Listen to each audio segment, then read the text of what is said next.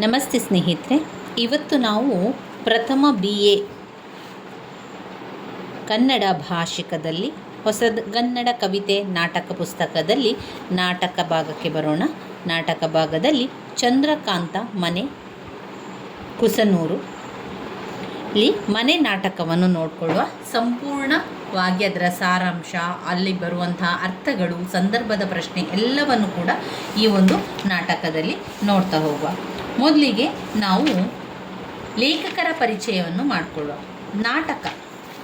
ನಾಟಕ ಮನೆ ನಾಟಕವನ್ನು ಬರೆದವರು ಚಂದ್ರಕಾಂತ ಕುಸನೂರು. ಮನೆ ನಾಟಕವನ್ನು ಬರೆದವರು ಚಂದ್ರಕಾಂತ ಕುಸನೂರು ಅವರು. ಆಧುನಿಕ ಕನ್ನಡ ಸಾಹಿತ್ಯದಲ್ಲಿ ಚಂದ್ರಕಾಂತ ಕುಸನೂರವರ ಹೆಸರು ತುಂಬ ಮಹತ್ವದ್ದು. ಅವರು ಗುಲ್ಬರ್ಗದಲ್ಲಿ ಹುಟ್ಟಿದರು. ಅಕ್ಟೋಬರ್ 21, 1931ರಲ್ಲಿ ಜನಿಸಿದರು. ಪ್ರಾಥಮಿಕ ಪ್ರೌಢ ಶಿಕ್ಷಣವನ್ನು ತಮ್ಮ ಹುಟ್ಟೂರು ಗುಲ್ಬರ್ಗದಲ್ಲಿ ಉರ್ದು ಮಾಧ್ಯಮದಲ್ಲಿ ಪಡೆದರು. ಬಳಿಕ ಹೈದರಾಬಾದಿನ ಉಸ್ಮಾನಿಯಾ ವಿಶ್ವವಿದ್ಯಾನಿಲಯ MA ಮತ್ತು B.Ed ಪದವಿಯನ್ನು ಪಡೆದುಕೊಂಡರು. ಅನಂತರ ಇವರು ವೃತ್ತಿಯಿಂದ ಪ್ರಾಥಮಿಕ ಉರ್ದು ಶಿಕ್ಷಕರಾಗಿದ್ದರು.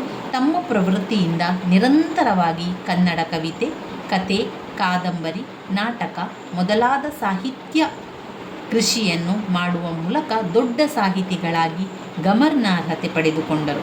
ಅವರು ಮೊದಮೊದಲು ಕವಿಯಾಗಿ, ಅನಂತರ ಕತೆ, ಕಾದಂಬರಿಕಾರರಾಗಿ, ನಾಟಕಗಾರರಾಗಿ, ಅನುವಾದಕರಾಗಿ, ರಂಗ ಕಲಾವಿದರಾಗಿ ಹಾಗೂ ರಂಗ ನಿರ್ದೇಶಕರಾಗಿ, ಕನ್ನಡ ಸಂಸ್ಕೃತಿಯ ಉಪನಿರ್ದೇಶಕರುಗಳಾಗಿ, ಸಾಹಿತ್ಯ ಮತ್ತು ಸಾಹಿತ್ಯೇತರ ಕ್ಷೇತ್ರದಲ್ಲಿ ಸಾಹಿತ್ಯ ಕೃಷಿಯನ್ನು ಮಾಡುವ ಮೂಲಕ ಅಮೂಲ್ಯ ಕಾಣಿಕೆಗಳನ್ನು ನೀಡಿದ್ದಾರೆ. ನಂದಿಕೋಲು ಅವರ ಪ್ರಮುಖ ಕವನ ಸಂಕಲನವಾದರೆ ಯಾತನಾ ಶಿಬಿರ, ಚರ್ಚ್ ಗೇಟ್, ಗೋಹರ ಜಾನ ಮಾಲತಿ ಮತ್ತು ನಾನು, ಸಂಸ್ಕಾರ ಎಂಬ ಹಿಂದಿ ಅನುವಾದಿತ ಕಾದಂಬರಿಯನ್ನು ಕೂಡ ಬರೆದಿದ್ದಾರೆ. ಕಲಾತತ್ವ ಚಿಂತನೆಗೆ ಸಂಬಂಧಿಸಿದಂತೆ ಕಲೆ, ಅನುಭವ ಮತ್ತು ಅನುಭಾವ, ಸಾಹಿತ್ಯ ಮತ್ತು ಕಲೆ ಎಂಬ ಪ್ರಮುಖ ಕೃತಿಗಳನ್ನು, ಹಳ್ಳ ಕೊಳ್ಳ ನೀರು, 3 ಅಸಂಗತ ನಾಟಕಗಳು, 3 ಅಸಂಗತ ನಾಟಕಗಳು, 2 ನಾಟಕಗಳು, ಸುರೇಶ್ ಮೇಡಂ, ಬೆಕ್ಕು, ತೋಳ ಬಂತು ತೋಳ, ಈ ರೀತಿಯಾಗಿ ಅನೇಕ ಶ್ರೇಷ್ಠ ನಾಟಕಗಳನ್ನು ಅವರು ಬರೆದಿದ್ದಾರೆ. ನಾವು ಮುಖ್ಯವಾಗಿ ಮನೆ ನಾಟಕದ ವಸ್ತು, ಯಾವ ರೀತಿ ವಿಚಾರಗಳು ಬರ್ತದೆ ಅಂತ ನಾವಿಲ್ಲಿ ನೋಡ್ತಾ ಹೋಗುವ. ಈ ಮನೆ ನಾಟಕದಲ್ಲಿ ಬರುವಂತಹ ಪಾತ್ರಗಳು ಅಂತ ಹೇಳಿದರೆ ರಾಮಶೆಟ್ಟಿ, ಪರಮೇಶ್ವರಪ್ಪ, ಆಮೇಲೆ ಹುಚ್ಚ, ಈ 3 ಪಾತ್ರಗಳು ಈ ಮನೆ ನಾಟಕದಲ್ಲಿ ನಾವು ಕಾಣ್ಬೋದಾಗಿದೆ. ಪಾತ್ರದ ಪರಿಚಯ ಕೂಡ, ಸಾರಾಂಶವನ್ನು ಕೂಡ ನೋಡ್ಕೊಳ್ಳೋ. ಪಾತ್ರ ಪರಿಚಯದಲ್ಲಿ ರಾಮಶೆಟ್ಟಿ, ಪರಮೇಶ್ವರಪ್ಪ, ಆಮೇಲೆ ಹುಚ್ಚ, 3 ಪಾತ್ರವನ್ನು ಇಲ್ಲಿ ನಾವು ಕಾಣ್ಬೋದು. ಮನೆ ನಾಟಕವನ್ನು ಚಂದ್ರಕಾಂತ ಕುಸನೂರರವರ ನಾಟಕವಾಗಿದೆ. ಇವರ ಒಂದು ಸಮಕಾಲೀನ ಅಸಂಗತ ಸಂವೇದನೆಯ ಸಾಮಾಜಿಕ ಆಕರವಾಗಿದೆ. ಇಲ್ಲಿ ಮನೆ ನಾಟಕದಲ್ಲಿ ರಾಮಶೆಟ್ಟಿ, ಪರಮೇಶ್ವರಪ್ಪ ಮತ್ತು ಹುಚ್ಚನೆಂಬ 3 ಪ್ರಮುಖ ಪಾತ್ರಗಳು ನಾಟಕದಲ್ಲಿದ್ದು, ಶಿಷ್ಟ ಮತ್ತು ಉತ್ತರ ಕರ್ನಾಟಕ ಪ್ರಾದೇಶಿಕ ಸಮ್ಮಿಶ್ರಣ ಭಾಷೆಯನ್ನು ನಾಟಕದಲ್ಲಿ ಬಳಸಲಾಗಿದೆ. ನಾಟಕದಲ್ಲಿ ರಾಮಶೆಟ್ಟಿ, ಪರಮೇಶ್ವರಪ್ಪ ಇಬ್ಬರು ಒಂದೇ ಊರಿನ ಆಪ್ತ ಗೆಳೆಯರಾಗಿದ್ದು 50 ತುಂಬಿದ ಸಮವಯಸ್ಸಿನವರಾಗಿದ್ದಾರೆ. ಇಬ್ಬರೂ ಒಮ್ಮೆ ಊರಿಗೆ ಅಂಟಿಕೊಂಡಿರುವ ಗುಡ್ಡದ ತಗ್ಗು ಪ್ರದೇಶದಲ್ಲಿ ವಾಯುವಿಹಾರಕ್ಕೆಂದು ಬಂದು ಆಕಸ್ಮಿಕವಾಗಿ ಮುಖಾಮುಖಿಯಾಗುವರು. ಇಲ್ಲಿ ಇಬ್ಬರು ವಿಹಾರದಿಂದ ದಣಿದಿದ್ದರಿಂದ ಒಂದೆಡೆ ವಿಶ್ರಾಂತಿ ಪಡೆದು ತಮ್ಮ ತಮ್ಮ ಕಷ್ಟ ಸುಖಗಳನ್ನು ಹಂಚಿಕೊಳ್ಳಲು ಪ್ರಯತ್ನಿಸುವರು. ಈ ಮಾತುಕತೆಯ ಹಿನ್ನೆಲೆಯಲ್ಲಿ ವಿಶ್ರಾಂತಿ ಪಡೆಯುವ ಸ್ಥಳದಲ್ಲಿ ರಾಮಶೆಟ್ಟಿಯು ಒಂದು ಮನೆ ಕಟ್ಟಿಕೊಳ್ಳುವ ಇಚ್ಛೆಯನ್ನು ಪರಮೇಶ್ವರಪ್ಪನ ಮುಂದೆ ವ್ಯಕ್ತಪಡಿಸ್ತಾರೆ. ಅಂದರೆ ಇಲ್ಲಿ ಏನಾಗಿದೆ ಅಂದರೆ, ಸಂಜೆ ಹೊತ್ತು ವಾಕಿಂಗ್ ಬರ್ತಾರಲ್ಲ, ವಾಕಿಂಗ್ ಬರುವಂತಹ ಸಮಯದಲ್ಲಿ ಒಂದೇ ವಯಸ್ಸಿನವರಾದಂತಹ ರಾಮಶೆಟ್ಟಿ ಮತ್ತು ಪರಮೇಶ್ವರಪ್ಪರವರು ಮುಖಾಮುಖಿಯಾಗ್ತಾರೆ. ಅವರಿಬ್ಬರೂ ಕೂಡ ಒಂದೇ ವಯಸ್ಸಿನವರು. ಅವರು ಈ ವಾಯು ವಿಹಾರ ಅಂತ ಹೇಳಿದರೆ ವಾಕಿಂಗ್ ಬರುವಂಥದ್ದು. ವಾಕಿಂಗ್ ಬರುವಂಥ ಸಂದರ್ಭದಲ್ಲಿ ಮುಖಾಮುಖಿ ಆಗ್ತಾರೆ. ಅಲ್ಲಿ ಸುಸ್ತಾಯಿತು ಅಂತ ಒಂದು ಕಡೆ ಕೂತ್ಕೊಳ್ತಾರೆ. ರಾಮಶೆಟ್ಟಿ ಮತ್ತು ಪರಮೇಶ್ವರಪ್ಪ ಇಬ್ಬರು ಕೂಡ ಮಾತುಕತೆಯನ್ನು ಆಡುವಂಥದ್ದು. ಈ ಮಾತುಕತೆಯನ್ನು ಆಡುವಂಥ ಸಂದರ್ಭದಲ್ಲಿ ಹುಚ್ಚನೊಬ್ಬನು ಅಲ್ಲಿಗೆ ಬಂದು ಅವರ ಮಾತಿಗೆ ನಡುವಲ್ಲಿ ಮಾತನಾಡುವಂಥದ್ದನ್ನು ಕೂಡ ನಾವಿಲ್ಲಿ ಕಾಣ್ಬೋದು. ಇಲ್ಲಿ ಈ ರೀತಿ ತಮ್ಮ ತಮ್ಮ ಕಷ್ಟ ಸುಖಗಳನ್ನು ಹಂಚಿಕೊಳ್ಳಲು ಪ್ರಯತ್ನಿಸ್ತಾ ಹೋಗ್ತಾರೆ. ನಂತರ ಅಲ್ಲಿ ರಾಮಶೆಟ್ಟಿಯು ಹೇಳ್ತಾರೆ, ನನಗೆ ಒಂದು ಮನೆ ಕಟ್ಟುವಂಥ ಯೋಚನೆ ಇದೆ ಎನ್ನುವಂಥದ್ದನ್ನು ಪರಮೇಶ್ವರಪ್ಪನ ಮುಂದೆ ವ್ಯಕ್ತಪಡಿಸ್ತಾರೆ. ಆದರೆ ಪರಮೇಶ್ವರಪ್ಪ ರಾಮಶೆಟ್ಟಿಯು ಮನೆ ಕಟ್ಟುವ ವಿಚಾರವನ್ನು ಜನಪದೀಯ ಒಂದು ಕಾಗವ್ವ ಗುಬ್ಬಕ್ಕನ ಕಥೆಯ ಮೂಲಕ ಮನೆ ಕಟ್ಟಿಸಿಕೊಳ್ಳುವುದಾದರೆ ಮಣ್ಣಿನ ಮನೆ ಬೇಡ, ಕಲ್ಲಿನಿಂದ ಕಟ್ಟಿಸಿಕೊಳ್ಳುವ ಗಚ್ಚಿನ ಮನೆ ಬಾಳಕೆ ಬರುತ್ತದೆ ಎಂದು ವೈಚಾರಿಕವಾಗಿ ಬೆಂಬಲಿಸಿ ನಿಲ್ಲುವನು. ಆದರೆ ನಾಟಕದ ನಡುವೆ ವಿರಳವಾಗಿ ಕಾಣಿಸಿಕೊಳ್ಳುವ ಹುಚ್ಚನು ಇವರಿಬ್ಬರ ಮನೆ ಕಟ್ಟುವ ವಿಚಾರವನ್ನು ಹಾಸ್ಯಾಸ್ಪದಗೊಳಿಸಿ ವಿಡಂಬಿಸುತ್ತಾನೆ. ಹಾಗಾಗಿ ಇದರಿಂದ ರಾಮಶೆಟ್ಟಿ ಪರಮೇಶ್ವರಪ್ಪ ಇಬ್ಬರೂ ಕೆಲವು ಕಾಲ ಅಸಂಗತರಾಗಿ ತಬ್ಬಿಬ್ಬಾಗುತ್ತಾರೆ. ಆದರೆ ಅವರಲ್ಲಿ ಆಸ್ತಿಕ ಮನೋಧರ್ಮವಿರುವ ರಾಮಶೆಟ್ಟಿಯು ಹೆಚ್ಚು ವಿಚಲಿತನಾದರೆ, ವಿವೇಕವಂತನಾದ ಪರಮೇಶ್ವರಪ್ಪ ತನ್ನ ವೈಚಾರಿಕ ಮಾತುಗಳಿಂದ ಆತನಿಗೆ ಚಿಕಿತ್ಸೆ ನೀಡುವ ಮೂಲಕ ಮನೆ ಕಟ್ಟುವ ವಿಚಾರದಲ್ಲಿ ಅವನ ಮನಸ್ಸನ್ನು ಸಜ್ಜುಗೊಳಿಸುತ್ತಾನೆ. ಒಟ್ಟಿನಲ್ಲಿ ಈ ಮನೆ ಕಟ್ಟುವ ವಿಷಯವು ಒಂದು ಸಾಮಾನ್ಯ ವಿಚಾರವಾದರೂ ಇವರಿಬ್ಬರ ನಡುವೆ ನಾಟಕದುದ್ದಕ್ಕೂ ಆಸ್ತಿಕ ಮತ್ತು ವೈಚಾರಿಕ ಸಂವೇದನೆಯಿಂದ ಚರ್ಚೆಯ ಗ್ರಾಸಕ್ಕೊಳಗಾಗುವ ಮೂಲಕ ಸೃಜನಾತ್ಮಕ ವಿಸ್ತೃತ ರೂಪವನ್ನು ಪಡೆದು ಭೌತಿಕವಾಗಿ ಚಿಂತಿಸುವಂತೆ ಮಾಡುವುದು ನಾಟಕದ ಪ್ರಮುಖ ಆಶಯವಾಗಿದೆ. ಈ ನಾಟಕದಲ್ಲಿ ಬರುವಂತಹ ಪಾತ್ರಧಾರಿಗಳು ಅಂತ ಹೇಳಿದರೆ ರಾಮಶೆಟ್ಟಿ, ಪರಮೇಶ್ವರಪ್ಪ ಮತ್ತು ಹುಚ್ಚ. ಈ ಒಂದು ನಾಟಕದ ಸಾರಾಂಶವನ್ನು ನಾವು ತಿಳಿತಾ ಹೋಗುವ, ಆವಾಗ ನಮಗೆ ಬೇಗನೆ ಇಲ್ಲಿ ಬರುವಂತಹ ವಿಚಾರಗಳು ನಮಗೆ ಅರ್ಥ ಆಗ್ತದೆ.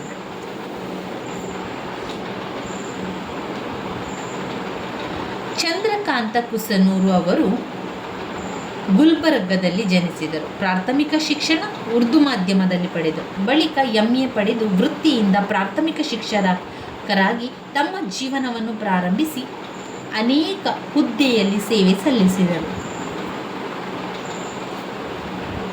ನಂತರ ಬೆಳಗಾವಿ ಜಿಲ್ಲೆಯ ಕನ್ನಡ ಮತ್ತು ಸಂಸ್ಕೃತಿ ಇಲಾಖೆಯ ಸಹಾಯಕ ನಿರ್ದೇಶಕರಾಗಿ 10 ವರ್ಷಗಳ ಕಾಲ ಸೇವೆಯನ್ನು ಸಲ್ಲಿಸಿದರು. 1989ರಲ್ಲಿ ವೃತ್ತಿಯಿಂದ ನಿವೃತ್ತರಾದರು. ಪ್ರವೃತ್ತಿಯಿಂದ ಶ್ರೇಷ್ಠ ಸಾಹಿತಿಗಳಾಗಿ ಆಧುನಿಕ ಕನ್ನಡ ಸಾಹಿತ್ಯಕ್ಕೆ ಮಹತ್ವ ಕೃತಿಗಳನ್ನು ನೀಡಿದ್ದಾರೆ. ಕಳೆದ ಶತಮಾನದ 70ರ ದಶಕದಲ್ಲಿ ಕನ್ನಡ ನಾಟಕ ಸಾಹಿತ್ಯ ಮತ್ತು ರಂಗಭೂಮಿಗೆ ಹೊಸ ಸಂವೇದನೆಯ ನಾಟಕಗಳನ್ನು ಬರೆಯುವ ಮೂಲಕ ಹೊಸ ಆಯಾಮ ಕಸುವು ನೀಡಿದ ಪ್ರಮುಖರಲ್ಲಿ ಚಂದ್ರಕಾಂತ ಕುಸನೂರು ಅವರು ಕೂಡ ಒಬ್ಬರಾಗಿದ್ದಾರೆ. ಅವರ ಕೃತಿಗಳ ಹಳ್ಳ ಕೊಳ್ಳ ನೀರು 3 ಅಸಂಗತ ನಾಟಕಗಳು, ಹೆಣ್ಣು ಹುಟ್ಟಿತವ್ವ, ದಿಂಡಿ, ಸೆಳೆತ, ತೋಳ ಬಂತು ತೋಳ ಮೊದಲಾದವು ಅವರ ಪ್ರಮುಖ ನಾಟಕಗಳಾಗಿದೆ.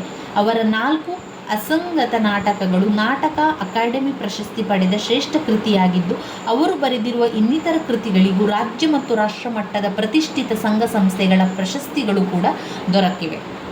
ಮನೆ ಚಂದ್ರಕಾಂತ ಕುಸನೂರರ ಪ್ರಮುಖ ನಾಟಕಗಳಲ್ಲೊಂದಾಗಿದ್ದು, ಅದರ ವಸ್ತು ಆಧಾರಿತ ಅಸಂಗತ ಸಂವೇದನೆಯ ಒಂದು ಸಾಮಾಜಿಕ ಆಕರವಾಗಿದೆ. ರಾಮಶೆಟ್ಟಿ, ಪರಮೇಶ್ವರಪ್ಪ ಮತ್ತು ಹುಚ್ಚನೆಂಬ 3 ಪ್ರಮುಖ ಪಾತ್ರಗಳು ನಾಟಕದಲ್ಲಿದೆ.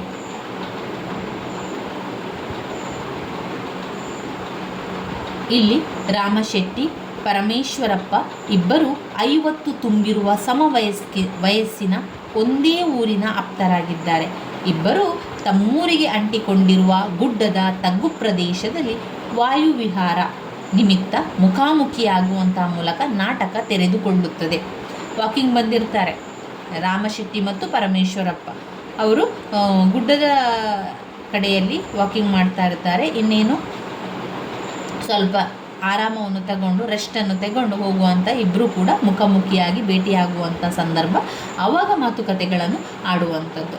ಇಬ್ಬರು ವಾಯುವಿಹಾರದ ಭೇಟಿಯ ನಡುವೆ ದಣಿವನ್ನು ನಿವಾರಿಸಿಕೊಳ್ಳಲು ಒಂದು ಸಹಜ ಕಲ್ಲು ಹಾಸಿದ ಮೇಲೆ ವಿಶ್ರಾಂತಿಯನ್ನು ಪಡೆದು ಒಟ್ಟಿಗೆ ಕುಳಿತುಕೊಳ್ಳುವರು. ಈ ವಿಶ್ರಾಂತಿಯ ನಡುವೆ ಇಬ್ಬರು ಸಹಜವಾಗಿಯೇ ತಮ್ಮ ತಮ್ಮ ಉಭಯ ಕುಶಲಗಳನ್ನು ವಿನಿಮಯ ಮಾಡಿಕೊಳ್ಳುವರು. ಈ ಒಂದು ಉಭಯ ಕುಶಲ ಹಂಚಿಕೆಯ ನಡುವೆ ರಾಮಶೆಟ್ಟಿಯು ವಿಶ್ರಾಂತಿಯ ಸ್ಥಳದಲ್ಲೇ ಪರಮೇಶ್ವರಪ್ಪನ ಮುಂದೆ ಒಂದು ಮನೆ ಕಟ್ಟುವ ವಿಚಾರವನ್ನು ವ್ಯಕ್ತಪಡಿಸ್ತಾನೆ. ಈ ವಿಷಯ ಇವರಿಬ್ಬರ ನಡುವೆ ನಾಟಕದುದ್ದಕ್ಕೂ ಚರ್ಚೆಯ ಗ್ರಾಸಕ್ಕೊಳಗಾಗುವ ಮೂಲಕ ಗಮನಾರ್ಹತೆಯನ್ನು ಪಡೆಯುತ್ತದೆ. ಅಂದರೆ ರಾಮಶೆಟ್ಟಿಯು ಮನೆ ಕಟ್ಟುವ ವಿಷಯದಲ್ಲಿ ಪರಮೇಶ್ವರಪ್ಪ ಜನಪದೀಯ ಕಾಗವ್ವ ಗುಬ್ಬಕ್ಕನ ಕಥೆಯ ಮೂಲಕ ಮಣ್ಣಿನ ಮನೆಗಿಂತ ಕಲ್ಲಿನಿಂದ ಕಟ್ಟುವಂತಹ ಗಚ್ಚಿನ ಮನೆ ಹೆಚ್ಚು ಬಾಳಿಕೆ ಬರುತ್ತದೆ ಎಂಬ ವಿವೇಕವನ್ನು ತುಂಬುತ್ತಾನೆ.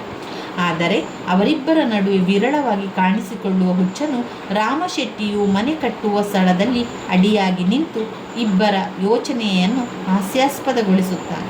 ಈ ಹುಚ್ಚನ ಮಾತುಗಳು ಇವರಿಬ್ಬರನ್ನು ಕೆಲವೊಮ್ಮೆ ಹುಚ್ಚನ ಐಲುತನಗಳಂತೆಯೂ ದೈವಾಂಶ ಸಂಭೂತನ ಮಾತುಗಳಂತೆಯೂ ಹಾಗೆ ತತ್ವಜ್ಞಾನಿಯ ನುಡಿಗಳಂತೆಯೂ ಕಾಡುವ ಮೂಲಕ ತಬ್ಬಿಬ್ಬುಗೊಳಿಸುತ್ತದೆ.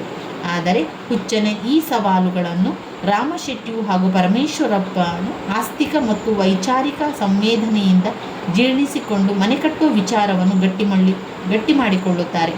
ಈ ಹಿನ್ನೆಲೆಯಲ್ಲಿ ಈ ಮನೋಧರ್ಮವನ್ನು ಪಾತ್ರಗಳ ಅರ್ಥ ಮಾಡಿಕೊಳ್ಳಲು ನಮಗೆ ಸಹಾಯವಾಗುವಂಥದ್ದು. ಒಟ್ಟಿನಲ್ಲಿ ಈ ಹುಚ್ಚನಂಥ ಪಾತ್ರವು ತನ್ನನ್ನು ಘಾಸಿ ಮಾಡಿ ಕಡೆಗಣಿಸಿರುವ ವ್ಯವಸ್ಥೆಯನ್ನು ಹಾಸ್ಯಾಸ್ಪದಗೊಳಿಸಿ ಪ್ರಶ್ನಿಸುವುದು, ಬೈಯುವುದು ಆತನ ದುರ್ಬಲ ಮನಸ್ಥಿತಿಗೆ ಹಿಡಿದ ಕನ್ನಡಿಯಾಗಿದ್ದು, ಆತನ ಚರಿತ್ರೆಯಿಂದ ಕಡೆಗಣಿಸಿರುವ ಒಬ್ಬ ಸಾಮಾನ್ಯ ಮನುಷ್ಯನಾಗಿದ್ದು ಎಲ್ಲ ರೀತಿಯಿಂದಲೂ ಕೂಡ ನಿರ್ಲಕ್ಷ್ಯ ಮಾಡಿರುವ ವ್ಯವಸ್ಥೆಯನ್ನು ಹಾಸ್ಯಾಸ್ಪದ ಚಟುವಟಿಕೆಗಳಿಂದ ತನ್ನ ಅಸ್ತಿತ್ವವನ್ನು ಗಮನಾರ್ಹಪಡಿಸುತ್ತಾನೆ. ಒಟ್ಟಿನಲ್ಲಿ ಈ ಕಥೆಯ ದ್ರವ್ಯವನ್ನು ತಾರ್ಕಿಕ ದೃಷ್ಟಿಯ ವಿಶ್ಲೇಷಣೆಯಿಂದ ಮಾತ್ರ ಪರಿಚಯ, ಭಾಷೆ, ಪ್ರಯೋಗ, ಸಾರಾಂಶ ಮೊದಲಾದ ಅಂಶಗಳ ಹಿನ್ನೆಲೆಯಲ್ಲಿ ಅಧ್ಯಯನ ಮಾಡುವ ಮೂಲಕ ಘಟಕವನ್ನು ಅರ್ಥ ಮಾಡಿಕೊಳ್ಳುವುದನ್ನು ಕಲಿಯುವಿರಿ. ಇವಿಷ್ಟು ವಿಚಾರಗಳು ಸಾರಾಂಶದಲ್ಲಿ ಬಂದಿದೆ. ಮನೆ ನಾಟಕದ ಸ್ವಲ್ಪ ನಾವು ವಿಶ್ಲೇಷಣೆಯನ್ನು ಕೂಡ ತಿಳ್ಕೊಳ್ಳುವ, ಆವಾಗ ಇನ್ನಷ್ಟು ವಿಚಾರಗಳು ತಿಳಿತದೆ. ಏನು ಮಾತಾಡಿದ್ದಾರೆ ಅವರು. ಈ ಮನೆ ನಾಟಕದಲ್ಲಿ ಬರುವಂತಹ ಪಾತ್ರಗಳು ಮೂರು ಪಾತ್ರಗಳು: ಪರಮೇಶ್ವರಪ್ಪ, ರಾಮಶೆಟ್ಟಿ, ಆಮೇಲೆ ಹುಚ್ಚ. ಈ ಮೂರು ಪಾತ್ರಗಳು ಬರುವುದರಿಂದ ಅವರು ವಾಕಿಂಗ್ ಹೊರಟಿರ್ತಾರೆ. ಅಂದರೆ ವಾಯು ವಿಹಾರಕ್ಕಾಗಿ ಹೊರಟಿರುವಂಥದ್ದು. ವಾಯು ವಿಹಾರಕ್ಕಾಗಿ ಒಂದು ಕಡೆ ಅಲ್ಲಿ ವಾಕಿಂಗ್ ಮಾಡಿದ ನಂತರ, ಅಂದರೆ ವಾಯು ವಿಹಾರಕ್ಕಾಗಿ ಹೋದಾಗ ಸುಸ್ತಾದಾಗ ಒಂದು ಕಡೆಯಲ್ಲಿ ಕೂತ್ಕೊಳ್ತಾರೆ. ಅಂತಹ ಸಂದರ್ಭದಲ್ಲಿ ರಾಮಶೆಟ್ಟಿ ಮತ್ತು ಪರಮೇಶ್ವರಪ್ಪ ಒಬ್ಬರಿಗೊಬ್ಬರು ಮಾತುಕತೆಯನ್ನಾಡುವಂಥದ್ದು, ಭೇಟಿಯಾಗುವಂಥದ್ದು. ಅಲ್ಲಿ ಅವರು ಹೇಳುವಂಥ ರಾಮಶೆಟ್ಟಿ ತಾನು ಒಂದು ಮನೆ ಕಟ್ಟಬೇಕು, ನನಗೊಂದು ಮನೆ ಕಟ್ಟುವ ಯೋಚನೆ ಇದೆ ಅಂತ ಹೇಳಿಕೊಳ್ಳುವಂಥದ್ದು. ಆವಾಗ ರಾಮಶೆಟ್ಟಿ ಆ ರೀತಿ ಹೇಳಿದಾಗ ಪರಮೇಶ್ವರಪ್ಪ ಹೇಳುವಂಥದ್ದು, ನೋಡು, ಆಲೋಚನೆ ಮಾಡಿ ಮನೆ ಕಟ್ಟಬೇಕು, ಇನ್ನು ಕಟ್ಟಬೇಕಾದ್ರೆ ನೀನು ಮಣ್ಣಿನ ಮನೆ ಕಟ್ಟಬೇಡ. ಆಮೇಲೆ ಏನಾದಿತ್ತು, ಮೊದಲು ಒಂದು ಕತೆ ಇತ್ತು, ಕಾಗವ್ವ ಗುಬ್ಬಕ್ಕ ಎನ್ನುವಂತಹ ಕತೆ ಇತ್ತು. ಆ ಕಾಗವ್ವ ಗುಬ್ಬಕ್ಕನ ಕಥೆಯ ರೀತಿಯಲ್ಲಿಯೇ ಆಗ್ತದೆ. ಅದರಿಂದ ಮಣ್ಣಿನ ಮನೆ ಕಟ್ಟಬೇಡ, ನೀನು ಗಟ್ಟಿಯಾದಂತಹ ಮನೆಯನ್ನು ಕಟ್ಟು, ಸಿಮೆಂಟಿನ ಮನೆಯನ್ನು ಕಟ್ಟು ಅಂತ ಗೆಳೆಯ ಹೇಳ್ತಾ ಇರುವಂಥದ್ದು. ನಾವು ಸಂಪೂರ್ಣವಾಗಿ ಈ ಮನೆ ನಾಟಕದ ವಿಶ್ಲೇಷಣೆಯನ್ನು ತಿಳಿತಾ ಹೋಗುವ.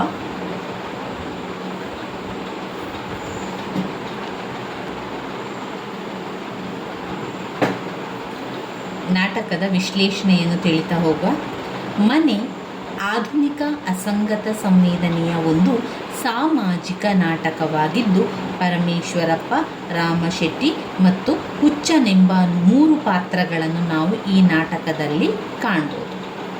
ಇವರು ವಾಸಿಸುವ ಊರು ಗುಡ್ಡದ ಒಂದು ತಗ್ಗು ಪ್ರದೇಶಕ್ಕೆ ಅಂಟಿಕೊಂಡಿದ್ದು, ಆ ಒಂದು ಪ್ರಕೃತಿಯ ಪ್ರಶಾಂತ ತಾಣದಲ್ಲಿ ರಾಮಶೆಟ್ಟಿಯು ವಾಯುವಿಹಾರಕ್ಕೆಂದು ಹೊರಟಿರುವ ದೃಶ್ಯದಿಂದ ನಾಟಕ ಕಾಣಿಸಿಕೊಳ್ಳುತ್ತದೆ. ಅಲ್ಲಿಯೇ ಇನ್ನೊಂದು ಕಡೆಯಿಂದ ವಾಯುವಿಹಾರ ನಿಮಿತ್ತ ಆಗಮಿಸಿರುವಂತಹ ಪರಮೇಶ್ವರಪ್ಪ ರಾಮಶೆಟ್ಟಿಯನ್ನು ಮುಖಾಮುಖಿಯಾಗುತ್ತಾರೆ. ಇಬ್ಬರೂ ಹಳೆಯ ಆಪ್ತ ಮಿತ್ರರಾಗಿದ್ದರೂ ಕೂಡ 50 ದಾಟಿರುವಂತಹ ಸಮಯ ವಯಸ್ಸಿನವರಾಗಿದ್ದಾರೆ. ಇಲ್ಲಿ ರಾಮಶೆಟ್ಟಿ ಮತ್ತು ಪರಮೇಶ್ವರಪ್ಪ ಒಂದೇ ವಯಸ್ಸಿನವರಾಗಿದ್ದಾರೆ, ಅಂದರೆ ಸಾಧಾರಣ 50 ದಾಟಿರುವಂಥವರು. ಇವರಿಬ್ಬರು ಸ್ಥಿತಿವಂತ ಕುಟುಂಬದಿಂದ ಬಂದಿದ್ದು, ಆ ಬಗ್ಗೆ ನಿರಹಂಕಾರಿಗಳು, ಪರಸ್ಪರ ಪ್ರೀತಿ, ವಿಶ್ವಾಸ, ಸಜ್ಜನಿಕೆಯ ವಿಭಿನ್ನ ಮನೋಧರ್ಮದ ಮೂರ್ತಿಗಳಾಗಿದ್ದಾರೆ. ಅವರ ಆಕಸ್ಮಿಕ ಭೇಟಿಯು ತಮ್ಮ ಕಷ್ಟ ಸುಖಗಳನ್ನು ಹಂಚಿಕೊಳ್ಳಲು ಒಳ್ಳೆಯ ಸದಾವಕಾಶ ಸಿಕ್ಕಂತಾಗುತ್ತದೆ. ಈ ವಿಶ್ರಾಂತಿ ಪಡೆಯುವ ಸ್ಥಳದಲ್ಲಿ ರಾಮಶೆಟ್ಟಿ ಒಂದು ಮನೆ ಕಟ್ಟಿಸಿಕೊಳ್ಳುವ ವಿಷಯವನ್ನು ಪರಮೇಶ್ವರಪ್ಪನ ಮುಂದೆ ವ್ಯಕ್ತಪಡಿಸುತ್ತಾನೆ. ಇದು ಇವರಿಬ್ಬರ ನಡುವೆ ಚರ್ಚೆಯ ಗ್ರಾಸಕ್ಕೊಳಗಾಗುವ ಮೂಲಕ ನಾಟಕದ ಕೇಂದ್ರ ಆಕರವಾಗುತ್ತದೆ. ಮೊದಲು ರಾಮಶೆಟ್ಟಿಯು ವಾಯುವಿಹಾರದಲ್ಲಿ ಏನೋ ಕಳೆದುಕೊಂಡವನಂತೆ ನೆಲವನ್ನು ದೃಷ್ಟಿಸಿ ನೋಡುವ ಮೂಲಕ ಕಾಣಿಸಿಕೊಳ್ಳುತ್ತಾನೆ. ಪರಮೇಶ್ವರಪ್ಪ ಅದನ್ನು ಗಮನಿಸಿ ಜೇಬಿನಿಂದ ಏನೋ ಬಿದ್ದಿದೆ, ದೊಡ್ಡೋ ಗ್ರಾಮ್ ಎಂದು ವ್ಯಂಗ್ಯ ನುಡಿದಾಗ ಮಾತಿಗೆಳೆಯುತ್ತಾನೆ. ಇದರ ಪ್ರತ್ಯುತ್ತರವಾಗಿ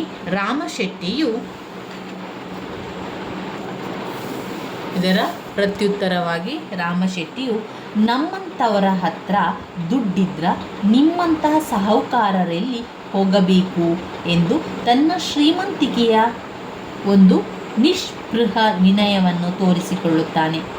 ಬಳಿಕ ಇಬ್ಬರೂ ತಮ್ಮ ವಾಯುವಿಹಾರದ ನಡಿಗೆಯ ದಣಿವನ್ನು ನಿವಾರಿಸಿಕೊಳ್ಳಲು ಅಲ್ಲಿಯೇ ಸಹಜವಾಗಿ ಹಾಸಿರುವ ಒಂದು ಕಲ್ಲು ಜಗುಲಿಯ ಮೇಲೆ ವಿಶ್ರಾಂತಿ ಪಡೆಯುವ ಮೂಲಕ ಕಷ್ಟ ಸುಖಗಳನ್ನು ವಿನಿಮಯವನ್ನು ಮಾಡಿಕೊಳ್ಳುತ್ತಾರೆ. ಈ ವಿಶ್ರಾಂತಿ ಸ್ಥಳದಲ್ಲಿ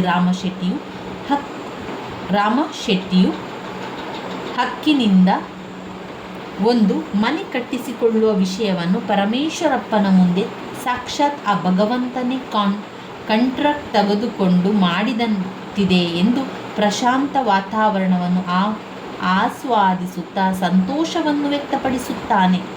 ಈ ಬಗೆಗೆ ಪರಮೇಶ್ವರಪ್ಪನು ಪ್ರತಿಕ್ರಿಯಿಸಿ, ಮನೆ ಕಟ್ಟಿಸಿಕೊಳ್ಳುವುದಾದರೆ ಮಣ್ಣಿನ ಮನೆ ಬೇಡ, ಕಲ್ಲಿನಿಂದ ಮಾಡಿದ ಗಚ್ಚಿನ ಮನೆಯನ್ನು ಕಟ್ಟಿಸಿಕೊಳ್ಳಿ ಎಂದು ಜನಪದೀಯ ಕಾಗವ್ವ ಗುಬ್ಬಕ್ಕನ ಕಥೆಯ ಮೂಲಕ ರಾಮಶೆಟ್ಟಿಗೆ ಮನವರಿಕೆ ಮಾಡಿಕೊಡುತ್ತಾನೆ.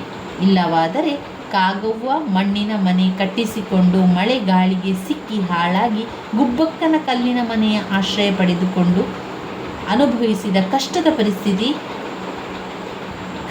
ಪರಿಸ್ಥಿತಿ ನಿನಗೂ ಒದಗಬಾರದೆಂಬ ಮನವರಿಕೆ ಮಾಡಿಕೊಳ್ಳುತ್ತಾನೆ.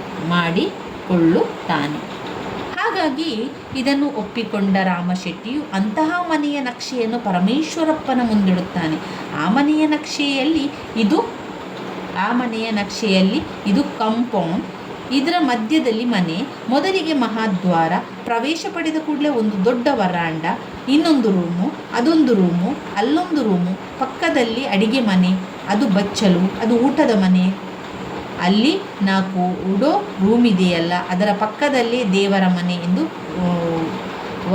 ಆ ಒಂದು ವಾಸ್ತುವಿನ ಕಲ್ಪನೆಯನ್ನು ವ್ಯಕ್ತಪಡಿಸ್ತಾರೆ. ಆದರೆ ಆ ಕಲ್ಪನೆಯನ್ನು ಕೇಳಿದ ಪರಮೇಶ್ವರಪ್ಪ ತೀವ್ರ ವೈಚಾರಿಕ ಸಂವೇದನೆಯಿಂದ ದೇವರಿಗೂ ಮನೆ ಬೇಕಾ? ಇಷ್ಟು ದಿನಗಳಾದರೂ ಅವರು ಹುಟ್ಟಿ ಇನ್ನೂ ಒಂದು ಮನೆ ಕಟ್ಟಿಕೊಂಡಿಲ್ಲವಾ? ಅಯ್ಯೋ ಪಾಪ, ನೀವು ಅವನಿಗಾಗಿ ಮನೆ ಕಟ್ಟಿಸಿಕೊಡ್ತೀರಾ? ಎಂಥ ಕಾಲ ಬಂತು ಶೆಟ್ರೆ, ಯಾವ ಕಾಲದಿಂದ ಅವನಿದ್ದಾನೆ ಹೇಳ್ತಾ ಬಂದೀನಿ ನಾವು. ಅಷ್ಟು ವಯಸ್ಸಾದರೂ ಇನ್ನೂ ಒಂದು ಮನೆ ಇಲ್ಲ ಅಂತಾದರೆ ಅವನೆಂಥ ಹುಚ್ಚ? ಅವನೇ ನೋಡಿ ಶೆಟ್ರೆ, ನಮ್ಮ ತಾತ ಸತ್ತಾಗ ಅವನಿಗೆ 100 ವರ್ಷ ವಯಸ್ಸಂತೆ.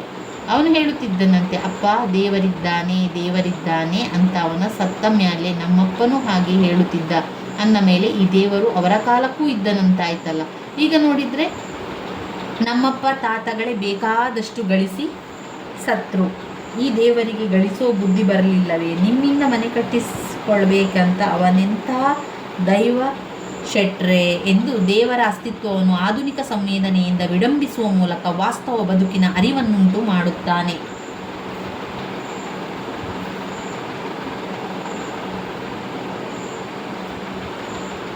ಹಾಗೆಯೇ ಈ ದೇವರು ಪ್ರಾಚೀನ ಕಾಲದಿಂದಲೂ ಇದ್ದರೂ ಅವನಿಗೊಂದು ಮನೆ ಎಂಬುದು ಇಲ್ಲ.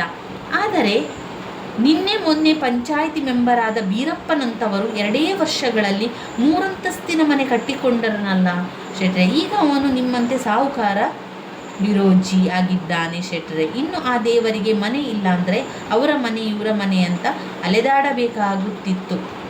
ಜಗತ್ತಿನಲ್ಲಿ ಎಷ್ಟಿದ್ದಾರೆ ಎಂದು ವೈಚಾರಿಕ ಬೆಳಕಿನಲ್ಲಿ ಪರಂಪರೆಯ ನಂಬಿಕೆ ಮತ್ತು ಸಮಕಾಲೀನ ಒಂದು ಭ್ರಷ್ಟ ವ್ಯವಸ್ಥೆಯನ್ನು ನಗ್ನಗೊಳಿಸಿ ವಿಡಂಬಿಸುವಂತಹ ಮೂಲಕ ಆ ಗೋಚರ ದೇವರು ನಮ್ಮಂತೆ ಇದ್ದರೆ ಅವನು ನಮ್ಮಂತೆ ಅರಮನೆಯಂತಹ ಮಹಡಿ ಮನೆ ಕಟ್ಟಿಸಿಕೊಂಡು ಸುಖದಿಂದಿರುತ್ತಿದ್ದನೆಂದು ರಾಮಶೆಟ್ಟಿಯ ಮನೋಧರ್ಮವನ್ನು ವೈಚಾರಿಕವಾಗಿ ತಿದ್ದಲು ಪ್ರಯತ್ನಿಸುವನು.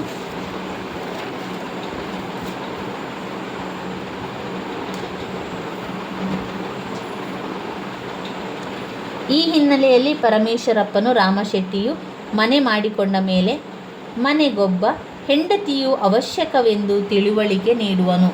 ಆದರೆ ರಾಮಶೆಟ್ಟಿ ಭೂತದಲ್ಲಿ ನಡೆದು ಹೋಗಿರುವ ಕುಟುಂಬದ ಕಹಿ ನೆನಪನ್ನು ತಂದುಕೊಂಡು ಎಲ್ಲ ದೇವರಾಟ, ಏನು ಮಾಡುವುದು ಎಂದು ತನ್ನ ನೋವಿನ ವೇದನೆಯನ್ನು ನುಂಗಿಕೊಂಡು ವ್ಯಕ್ತಪಡಿಸುತ್ತಾನೆ. ಹಾಗಾಗಿ ಇಲ್ಲಿ ಪರಮೇಶ್ವರಪ್ಪ ಗೆಳೆಯನನ್ನು ಆ ನೋವಿನ ವೇದನೆಯಿಂದ ಬಿಡುಗಡೆಗೊಳಿಸಲು ಇನ್ನೊಂದು ಮದುವೆ ಮಾಡಿಕೊಂಡ್ರೆ ತಪ್ಪಲ್ಲ ಎಂದು ಪುಸಲಾಯಿಸುತ್ತಾನೆ. ಈ ಮಾತಿನಿಂದ ಮೃದುವಾಗಿ ರಾಮಶೆಟ್ಟಿ ಇಂತಹ ಇಳಿವಯಸ್ಸಿನವರಿಗೆ ಹೆಣ್ಣು ಯಾರು ಕೊಡುತ್ತಾರೆಂದು ನಿರಾಸೆಯಿಂದ ವ್ಯಕ್ತಪಡಿಸಿದನು. ಆದರೆ ಇದನ್ನೊಪ್ಪದ ಪರಮೇಶ್ವರಪ್ಪ, ನೀವು ಹ್ಞೂ ಅಂದರೆ ಸಾಕು, 1000 ಹೆಣ್ಣು ಹಾರಾಡ್ತಾ ಬರ್ತಾವೆ,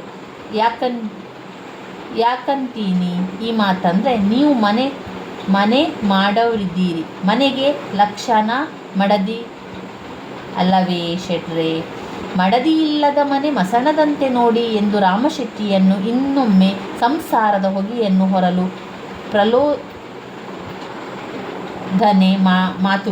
ಪ್ರಚೋದನೆ ಮಾತುಗಳಿಂದ ಸನ್ನದ್ಧಗೊಳಿಸ್ತಾನೆ. ಆದರೆ ರಾಮಶೆಟ್ಟಿಯು ಗೆಳೆಯನ ಈ ಮನವೊಲಿಕೆಯ ಮಾತುಗಳನ್ನೊಪ್ಪದೆ ಮನೆ ಇದ್ದರೆ ಏಕೆ ಬೇಕು ಎಂದು ತಿರಸ್ಕರಿಸುತ್ತಾನೆ.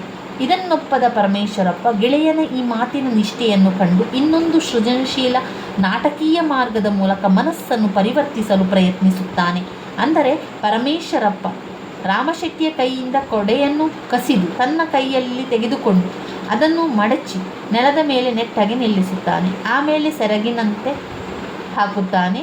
ಹತ್ತಿರದಲ್ಲಿದ್ದ ಒಂದು ಕಾಡು ಹೂವನ್ನು ತಂದು ಗೋಡೆಯ ಕಡ್ಡಿಗೆ ಸಿಗಿಸುತ್ತಾನೆ. ನೋಡಿ ಶೆಟ್ಟಿ, ರಾಮಶೆಟ್ಟಿಯು ಆಶ್ಚರ್ಯದಿಂದ ನೋಡ್ತಾನೆ. ಕೊಡೆಯ ಸುತ್ತ ಗೆರೆಗಳನ್ನೆಳೆದು, ಇದು ನಿಮ್ಮ ಮನೆ, ಈ ಮನೆಯ ರೂಮಿನಲ್ಲಿ ಕೊಡೆಯನ್ನು ತೋರಿಸಿ, ಇವಳು ನಿಮ್ಮ ಹೆಂಡತಿ ಕೂತಿದ್ದಾಳೆ, ಕರವಸ್ತ್ರ ಮುಟ್ಟಿ ಇದು ಅವಳ ಸೆರಗು, ಹೂ ಮುಟ್ಟಿಯು ಅವಳ ಜಡೆಯ ಹೂವು ತಿಳಿತೆ ಒಳ್ಳೆಯ ಲಕ್ಷಣದಿಂದ ಕುಳಿತಿದ್ದಾರೆ. ಈ ರೀತಿಯ ಮಾತುಗಳನ್ನೆಲ್ಲ ಆಡ್ತಾರೆ. ಇಲ್ಲಿ ಪರಮೇಶ್ವರಪ್ಪ ಮತ್ತು ರಾಮಶೆಟ್ಟಿಯವರು ಮಾತನಾಡ್ತಾ ಇರುವಂಥದ್ದು ಈ ರೀತಿಯಾಗಿ ಹಳೆಯ ವಿಚಾರಗಳಿರ್ಬೋದು, ಮನೆ ವಿಚಾರಗಳಿರ್ಬೋದು, ಮದುವೆಯ ವಿಚಾರಗಳಿರ್ಬೋದು, ಹಳೆಯ ಮಧುರ ಭಾವನೆಯನ್ನು ಒಮ್ಮೊಮ್ಮೆ ರಾಮಶೆಟ್ಟಿಯ ಸ್ಮೃತಿ ಪಟಲದಿಂದ ನೆನಪಿಸಿ ಅವನ ಬದುಕಿನಲ್ಲಿ ಹೊಸ ಬೆಳಕನ್ನು ಹರಿಸುತ್ತಾನೆ. ಇದರಿಂದ ಅವನು ಮತ್ತೊಮ್ಮೆ ಹೆಣ್ಣು ನೋಡಿ ಮದುವೆಯಾಗಬೇಕೆಂಬ ಪರಿಣಾಮ ಕೂಡ ಬೀರ್ತದೆ. ಅಷ್ಟರಲ್ಲಿ ಹುಚ್ಚನು ಅಲ್ಲಿಗೆ ಪ್ರವೇಶಿಸ್ತಾನೆ. ಇಲ್ಲಿ ನೋಡಿ, ಇಲ್ಲಿ ಈಗ ಎಂಟ್ರಿ ಆಗೋದು. ಇಲ್ಲಿ ರಾಮಶೆಟ್ಟಿ ಮತ್ತು ಪರಮೇಶ್ವರಪ್ಪ ಮನೆ ಕಟ್ಟುವುದರ ವಿಚಾರವಾಗಿ ಮಾತನಾಡ್ತಾ ಹೋಗ್ತಾರೆ. ಹಾಗೆಯೇ ಅಷ್ಟು ಮಾತನಾಡ್ತಾ ಇರುವಂಥ ಸಂದರ್ಭದಲ್ಲಿ ಹುಚ್ಚನ ಪ್ರವೇಶ ಆಗ್ತದೆ. ಈ ನಾಟಕಕ್ಕೆ ಹೊಸ ತಿರುವು ಬರುವಂಥದ್ದು. ಅಂದರೆ ರಾಮಶೆಟ್ಟಿಯು ಇದುವರೆಗೆ ಪರಮೇಶ್ವರಪ್ಪನೊಂದಿಗೆ ಒಂದು ಮನೆಯನ್ನು ಯಾವ ಸ್ಥಳದಲ್ಲಿ ಕಟ್ಟಿಕೊಳ್ಳಬೇಕೆಂದು ನಿರಂತರವಾಗಿ ಚರ್ಚಿಸಿಕೊಂಡು ಬಂದಿರುತ್ತಾರೋ ಆ ಸ್ಥಳದಲ್ಲಿ ಆಕಸ್ಮಿಕವಾಗಿ ಕಾಣಿಸಿಕೊಂಡಂಥ ಅನಾಮಿಕ ಹುಚ್ಚ. ನಾನಿಲ್ಲೋ ನಿಂದ್ರೋದು, ನಾನಿಲ್ಲೇ ಸಾಯೋದು, ನಾನಿಲ್ಲೇ ಬರೋದು, ನಾನಿಲ್ಲೇ ಹೋಗೋದು ಎಂದು ಸ್ಥಳದ ವಾರಸ್ತದಾರನಂತೆ ಮಾತನಾಡುವ ಮೂಲಕ ಅವರಿಬ್ಬರನ್ನು ತಬ್ಬಿಬ್ಬುಗೊಳಿಸಿ ಆಶ್ಚರ್ಯವನ್ನುಂಟು ಮಾಡುವನು.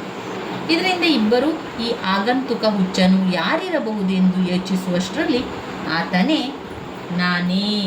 ನಾನು ರಾಜ, ನೀವು ದೇವರು, ನೀವು ದೇವರೇ, ಹೌದು ನೀವೇ ದೇವರು. ರಾಮಶೆಟ್ಟಿಯನ್ನು ಮತ್ತು ಪರಮೇಶ್ವರಪ್ಪನ್ನು ನೋಡಿಕೊಂಡು ಈ ರೀತಿ ಮಾತನಾಡುವಂಥದ್ದು. ಇವನ್ಯಾರು ತನ್ನಷ್ಟಕ್ಕೆ ತಾನು ವಿಚಾರ ಮಾಡಿ ನಾ ರಾಜ, ಇವರು ದೇವರು ಅಂದ ಮೇಲೆ ರಾಮಶೆಟ್ಟಿಯ ಕಡೆಗೆ ಬೆರಳು ಮಾಡಿ ಇವರು ದೆವ್ವೇ ಆಗಿರಬೇಕು, ಹೌದು ಇವರು ದೆವ್ವ ಭೂತ, ಇವರೇ ದೆವ್ವ ಭೂತ ಎಂದು ತನ್ನ ಅಸಂಬದ್ಧ ಮತ್ತು ಅಸ್ಪಷ್ಟ ಮಾತುಗಳ ಮೂಲಕ ಇವರಿಬ್ಬರ ಆಲೋಚನೆಗಳನ್ನು ಹಾಸ್ಯಾಸ್ಪದಗೊಳಿಸುವಂಥದ್ದನ್ನು ಕಾಣ್ಬೋದು. ಹಾಸ್ಯಾಸ್ಪದಗೊಳಿಸುವಂಥದ್ದು ಆತಂಕ ಮತ್ತು ಗೊಂದಲವನ್ನು ಸೃಷ್ಟಿಸ್ತಾನೆ. ಹಾಗಾಗಿ ಇಬ್ಬರು ಈ ಹುಚ್ಚನ ಹಾಸ್ಯವನ್ನು ಗಮನಿಸಿ ದುರ್ಬಲರು ಮತ್ತು ಅಸಹಾಯಕತೆ, ಹತಾಶೆ, ಪ್ರತಿರೋಧಗಳನ್ನು ವ್ಯಕ್ತ ಮಾಡಲು ಕಂಡುಕೊಂಡಿರುವ ಉಪಾಯಗಳಲ್ಲಿ ಇದು ಕೂಡ ಒಂದಾಗಿರಲು ಸಾಧ್ಯವೆಂದು ಊಹಿಸಿದ್ದಾರೆ. ಆದರಷ್ಟರಲ್ಲಿ ಇವರಿಬ್ಬರ ಊಹೆಯನ್ನು ಪುನಃ ಸಮರ್ಥಿಸುವಂತೆ ಹುಚ್ಚನು, ನಾನು ರಾಜ, ಇದು ನೋಡ್ತಾ ಇದ್ದೀರಾ, ನಾನು ಬ್ರಹ್ಮಾಂಡದ ನಾಯಕ, ರಾಜ, ಚಕ್ರವರ್ತಿ, ಕಿಂಗ್ ಎಂದು ಹೇಳುವ ಮೂಲಕ ತನ್ನ ಹತಾಶಾ ಸ್ಥಿತಿಯನ್ನು ವ್ಯಕ್ತಪಡಿಸುತ್ತಾನೆ. ಇದನ್ನು ಗಮನಿಸಿ ರಾಮಶೆಟ್ಟಿಯು ಹುಚ್ಚ ರಾಜನಾಗಬೇಕೆಂಬ ಹವ್ಯಾಸದಲ್ಲಿ ಹುಚ್ಚನಾಗಿರಬೇಕು ಪಾಪ ಎಂದು ಮರುಕ ವ್ಯಕ್ತಪಡಿಸ್ತಾರೆ. ಇಲ್ಲಿ ರಾಮಶೆಟ್ಟಿ ಮರುಕ ವ್ಯಕ್ತಪಡಿಸುವಂಥದ್ದನ್ನು ಕಾಣ್ಬೋದು. ಆದರೆ ಇವರಿಬ್ಬರು ಕೂಡ ಈ ಸೂಕ್ಷ್ಮಗಳನ್ನೆಲ್ಲ ಗಮನಿಸಿ ಹುಚ್ಚನು ಹೌದು ರಾಜನಾಗಬೇಕಾದವನು ಹುಚ್ಚನಾಗಬೇಕಾದವನು ರಾಜನಾಗಿದ್ದಾನೆ. ಕಾಲಸ್ವಾಮಿ ಕಾಲೈತಸ್ಮೇ ಮಮಃ, ಇದು ನನ್ನ ಅರಮನೆ, ಅದು ನನ್ನ ಹೂದೋಟ, ನಡೀರಿ, ನಮ್ಮ ಸವಾರಿ ಬರ್ತಾ ಇದೆ, ಸರೀರಿ, ಆಚೆ ಸರೀರಿ ಎಂದು ಇವರಿಬ್ಬರ ಕಡೆ ಕೈ ತೋರಿಸಿ ಅಣಕಿಸಿ ಮಾತನಾಡುವುದನ್ನು ಮುಂದುವರಿಸುತ್ತಾರೆ. ಹಾಗಾಗಿ ಇವರಿಬ್ಬರು ಕೆಲವು ಸಮಯ ಹುಚ್ಚನ ಈ ಮಾತುಗಳನ್ನು ಕೇಳಿ ಗಲಿಬಿಲಿಗೊಂಡರು. ಬಳಿಕ ಅವನ ಹುಚ್ಚು ಮನೋಧರ್ಮವನ್ನು ಕಂಡು ದೇವರು ಕಾಪಾಡಲಿ ಎಂದು ಕನಿಕರವನ್ನು ತೋರಿಸುತ್ತಾರೆ. ಹಾಗಾಗಿ ರಾಮಶೆಟ್ಟಿಯು ಈ ಒಂದು ಸ್ಥಳದಲ್ಲಿಯೇ ನಾನು ಮನೆ ಕಟ್ಟಿಸಿದರೆ ಅವನ ಕಾಟ ತಪ್ಪಿದ್ದಲ್ಲ, ಇವನು ಈ ಸ್ಥಳ ಗುಡ್ಡವನ್ನು ಬಿಟ್ಟು ಕದಲುವವನಲ್ಲ ಎಂದು ಆತಂಕದಿಂದ ಒದ್ದಾಡುತ್ತಾನೆ.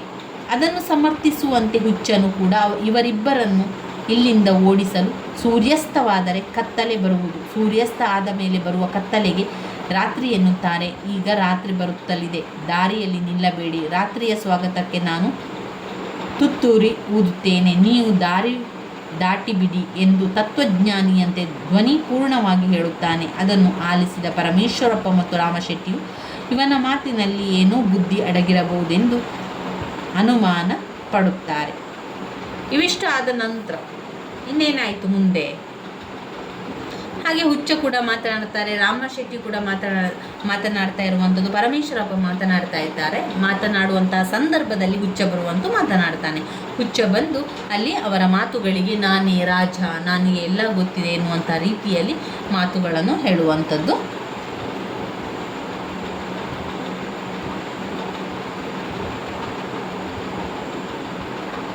ಇಲ್ಲಿ ಸೂರ್ಯಾಸ್ತವಾದರೆ ಕತ್ತಲು ಬರುವುದು, ಸೂರ್ಯಾಸ್ತ ಆದ ಮೇಲೆ ಬರುವ ಕತ್ತಲೆಗೆ ರಾತ್ರಿ ಎನ್ನುತ್ತಾರೆ. ಈಗ ರಾತ್ರಿ ಬರುತ್ತಲಿದೆ, ದಾರಿಯಲ್ಲಿ ನಿಲ್ಲಬೇಡಿ, ರಾತ್ರಿಯ ಸ್ವಾಗತಕ್ಕೆ ನಾನು ತುತ್ತೂರಿ ಊದುತ್ತೇನೆ, ನೀವು ದಾರಿ ಬಿಡಿ ಎಂಬುದು ಇವನು ಸಾಮಾನ್ಯ ಮನುಷ್ಯನಲ್ಲ, ಇವನೊಬ್ಬ ದೈವಾಂಶ ಸಂಭೂತನೆಂಬ ಚಾವಣಿ ಎವೆ ಮಾಡಿಕೊಡುತ್ತದೆ. ಹಾಗಾಗಿ ರಾಮಶೆಟ್ಟಿಯು ಪರಮೇಶ್ವರಪ್ಪನ ಮುಂದೆ ಹುಚ್ಚನನ್ನು ಇದುವರೆಗೆ ಚುಚ್ಚುಮಾತುಗಳಿಂದ ಬೈದು ಮನಸ್ಸಿಗೆ ನೋವನ್ನುಂಟು ಮಾಡಿದ್ದಾನೆ ಎಂಬುದು ವಿಷಾದವನ್ನು ವ್ಯಕ್ತಪಡಿಸುತ್ತಾನೆ. ಈ ಬಗೆಗೆ ನಂಬಿಕೆ ಇಲ್ಲದ ಪರಮೇಶ್ವರಪ್ಪ ಸಕಾರಣವಾಗಿ ತಿರಸ್ಕರಿಸುತ್ತಾನೆ. ಆದರೆ ರಾಮಶೆಟ್ಟಿಯು ಜನರು ಪುಣ್ಯ ಅಂತ ಸಾಯ್ತಾರೆ, ನೀವು ಮನೆಗೆ ನಡೆದು ಬಂದ ಪುಣ್ಯನ ಒಲ್ಲಂತೀರಲ್ಲ, ಇದೆಂಥ ಬುದ್ಧಿ ಎಂದು ಪುನಃ ಪರಮೇಶ್ವರಪ್ಪನಿಗೆ ಮನವರಿಕೆ ಮಾಡಿಕೊಳ್ಳಲು ಪ್ರಯತ್ನಿಸುತ್ತಾನೆ. ಆದರೆ ಈ ನಂಬಿಕೆಯನ್ನು ಒಪ್ಪದ ಪರಮೇಶ್ವರಪ್ಪ ಪುಣ್ಯ ತೆಗೆದುಕೊಂಡು ಏನು ಮಾಡಬೇಕು, 2 ಕಾಸು ಬೆಲೆ ಬಾಳದ ಪುಣ್ಯ ಕಟ್ಟಿಕೊಂಡು ಏನು ಪ್ರಯೋಜನ ಎಂದು ತನ್ನ ವೈಚಾರಿಕತೆಯನ್ನು ತಿಳಿಸುತ್ತಾನೆ. ಆದರೂ ರಾಮಶೆಟ್ಟಿಯು ತನ್ನ ಆಸ್ತಿಕ ನಂಬಿಕೆಗಳಿಂದ ಸಡಿಲವಾಗದೆ ಪುಣ್ಯ ಇಲ್ಲೇ ಇರೋಲ್ಲ, ಇದರ ಪ್ರಯೋಜನ ಅಂಶದ ಕಡೆ ನೋಡಿ ಇಲ್ಲಿ ಇರುತ್ತದೆ ಎಂದು ತನ್ನ ನಂಬಿಕೆಗಳಿಗೆ ಅಂಟಿಕೊಂಡು ತನ್ನ ಮಾತಿನ ಸರಣಿಯನ್ನು ಮುಂದುವರಿಸುತ್ತಾನೆ. ಇನ್ನೊಂದು ಕಡೆಯಿಂದ ಪರಮೇಶ್ವರಪ್ಪ ಕೂಡ ತನ್ನ ವೈಚಾರಿಕ ಸಂವೇದನೆಯಿಂದ ರಾಮಶೆಟ್ಟಿಯನ್ನು ತಿದ್ದಲು, ಸ್ವರ್ಗವನ್ನು ನೀನು ನೋಡಿದ್ದೀಯ, ನೋಡಿದವರು ಹೇಳೋಕೆ ಬರ್ತಾರೆಯೋ, ನೋಡಿದವರು ಹೇಳೋಕೆ ಮತ್ತೆ ಬರುತ್ತಾರೆಯೋ, ನೀವು ಮನೆ ಕಟ್ಟಿಸುವುದಾದರೆ ಆ ಒಂದು ಸ್ವರ್ಗದಲ್ಲಿಯೇ ಕಟ್ಟಿಸಿ, ನಿಮ್ಮ ಜೊತೆ ಸಾಕ್ಷಾತ್ ಬ್ರಹ್ಮನೇ ಮಾತನಾಡಲು ಬರಬೇಕು ಎಂದು ಅವನ ಆಸ್ತಿಕ ಮನೋಭಾವವನ್ನು ವಿಡಂಬಿಸಿ ತಿದ್ದಲು ಪ್ರಯತ್ನಿಸುತ್ತಾನೆ.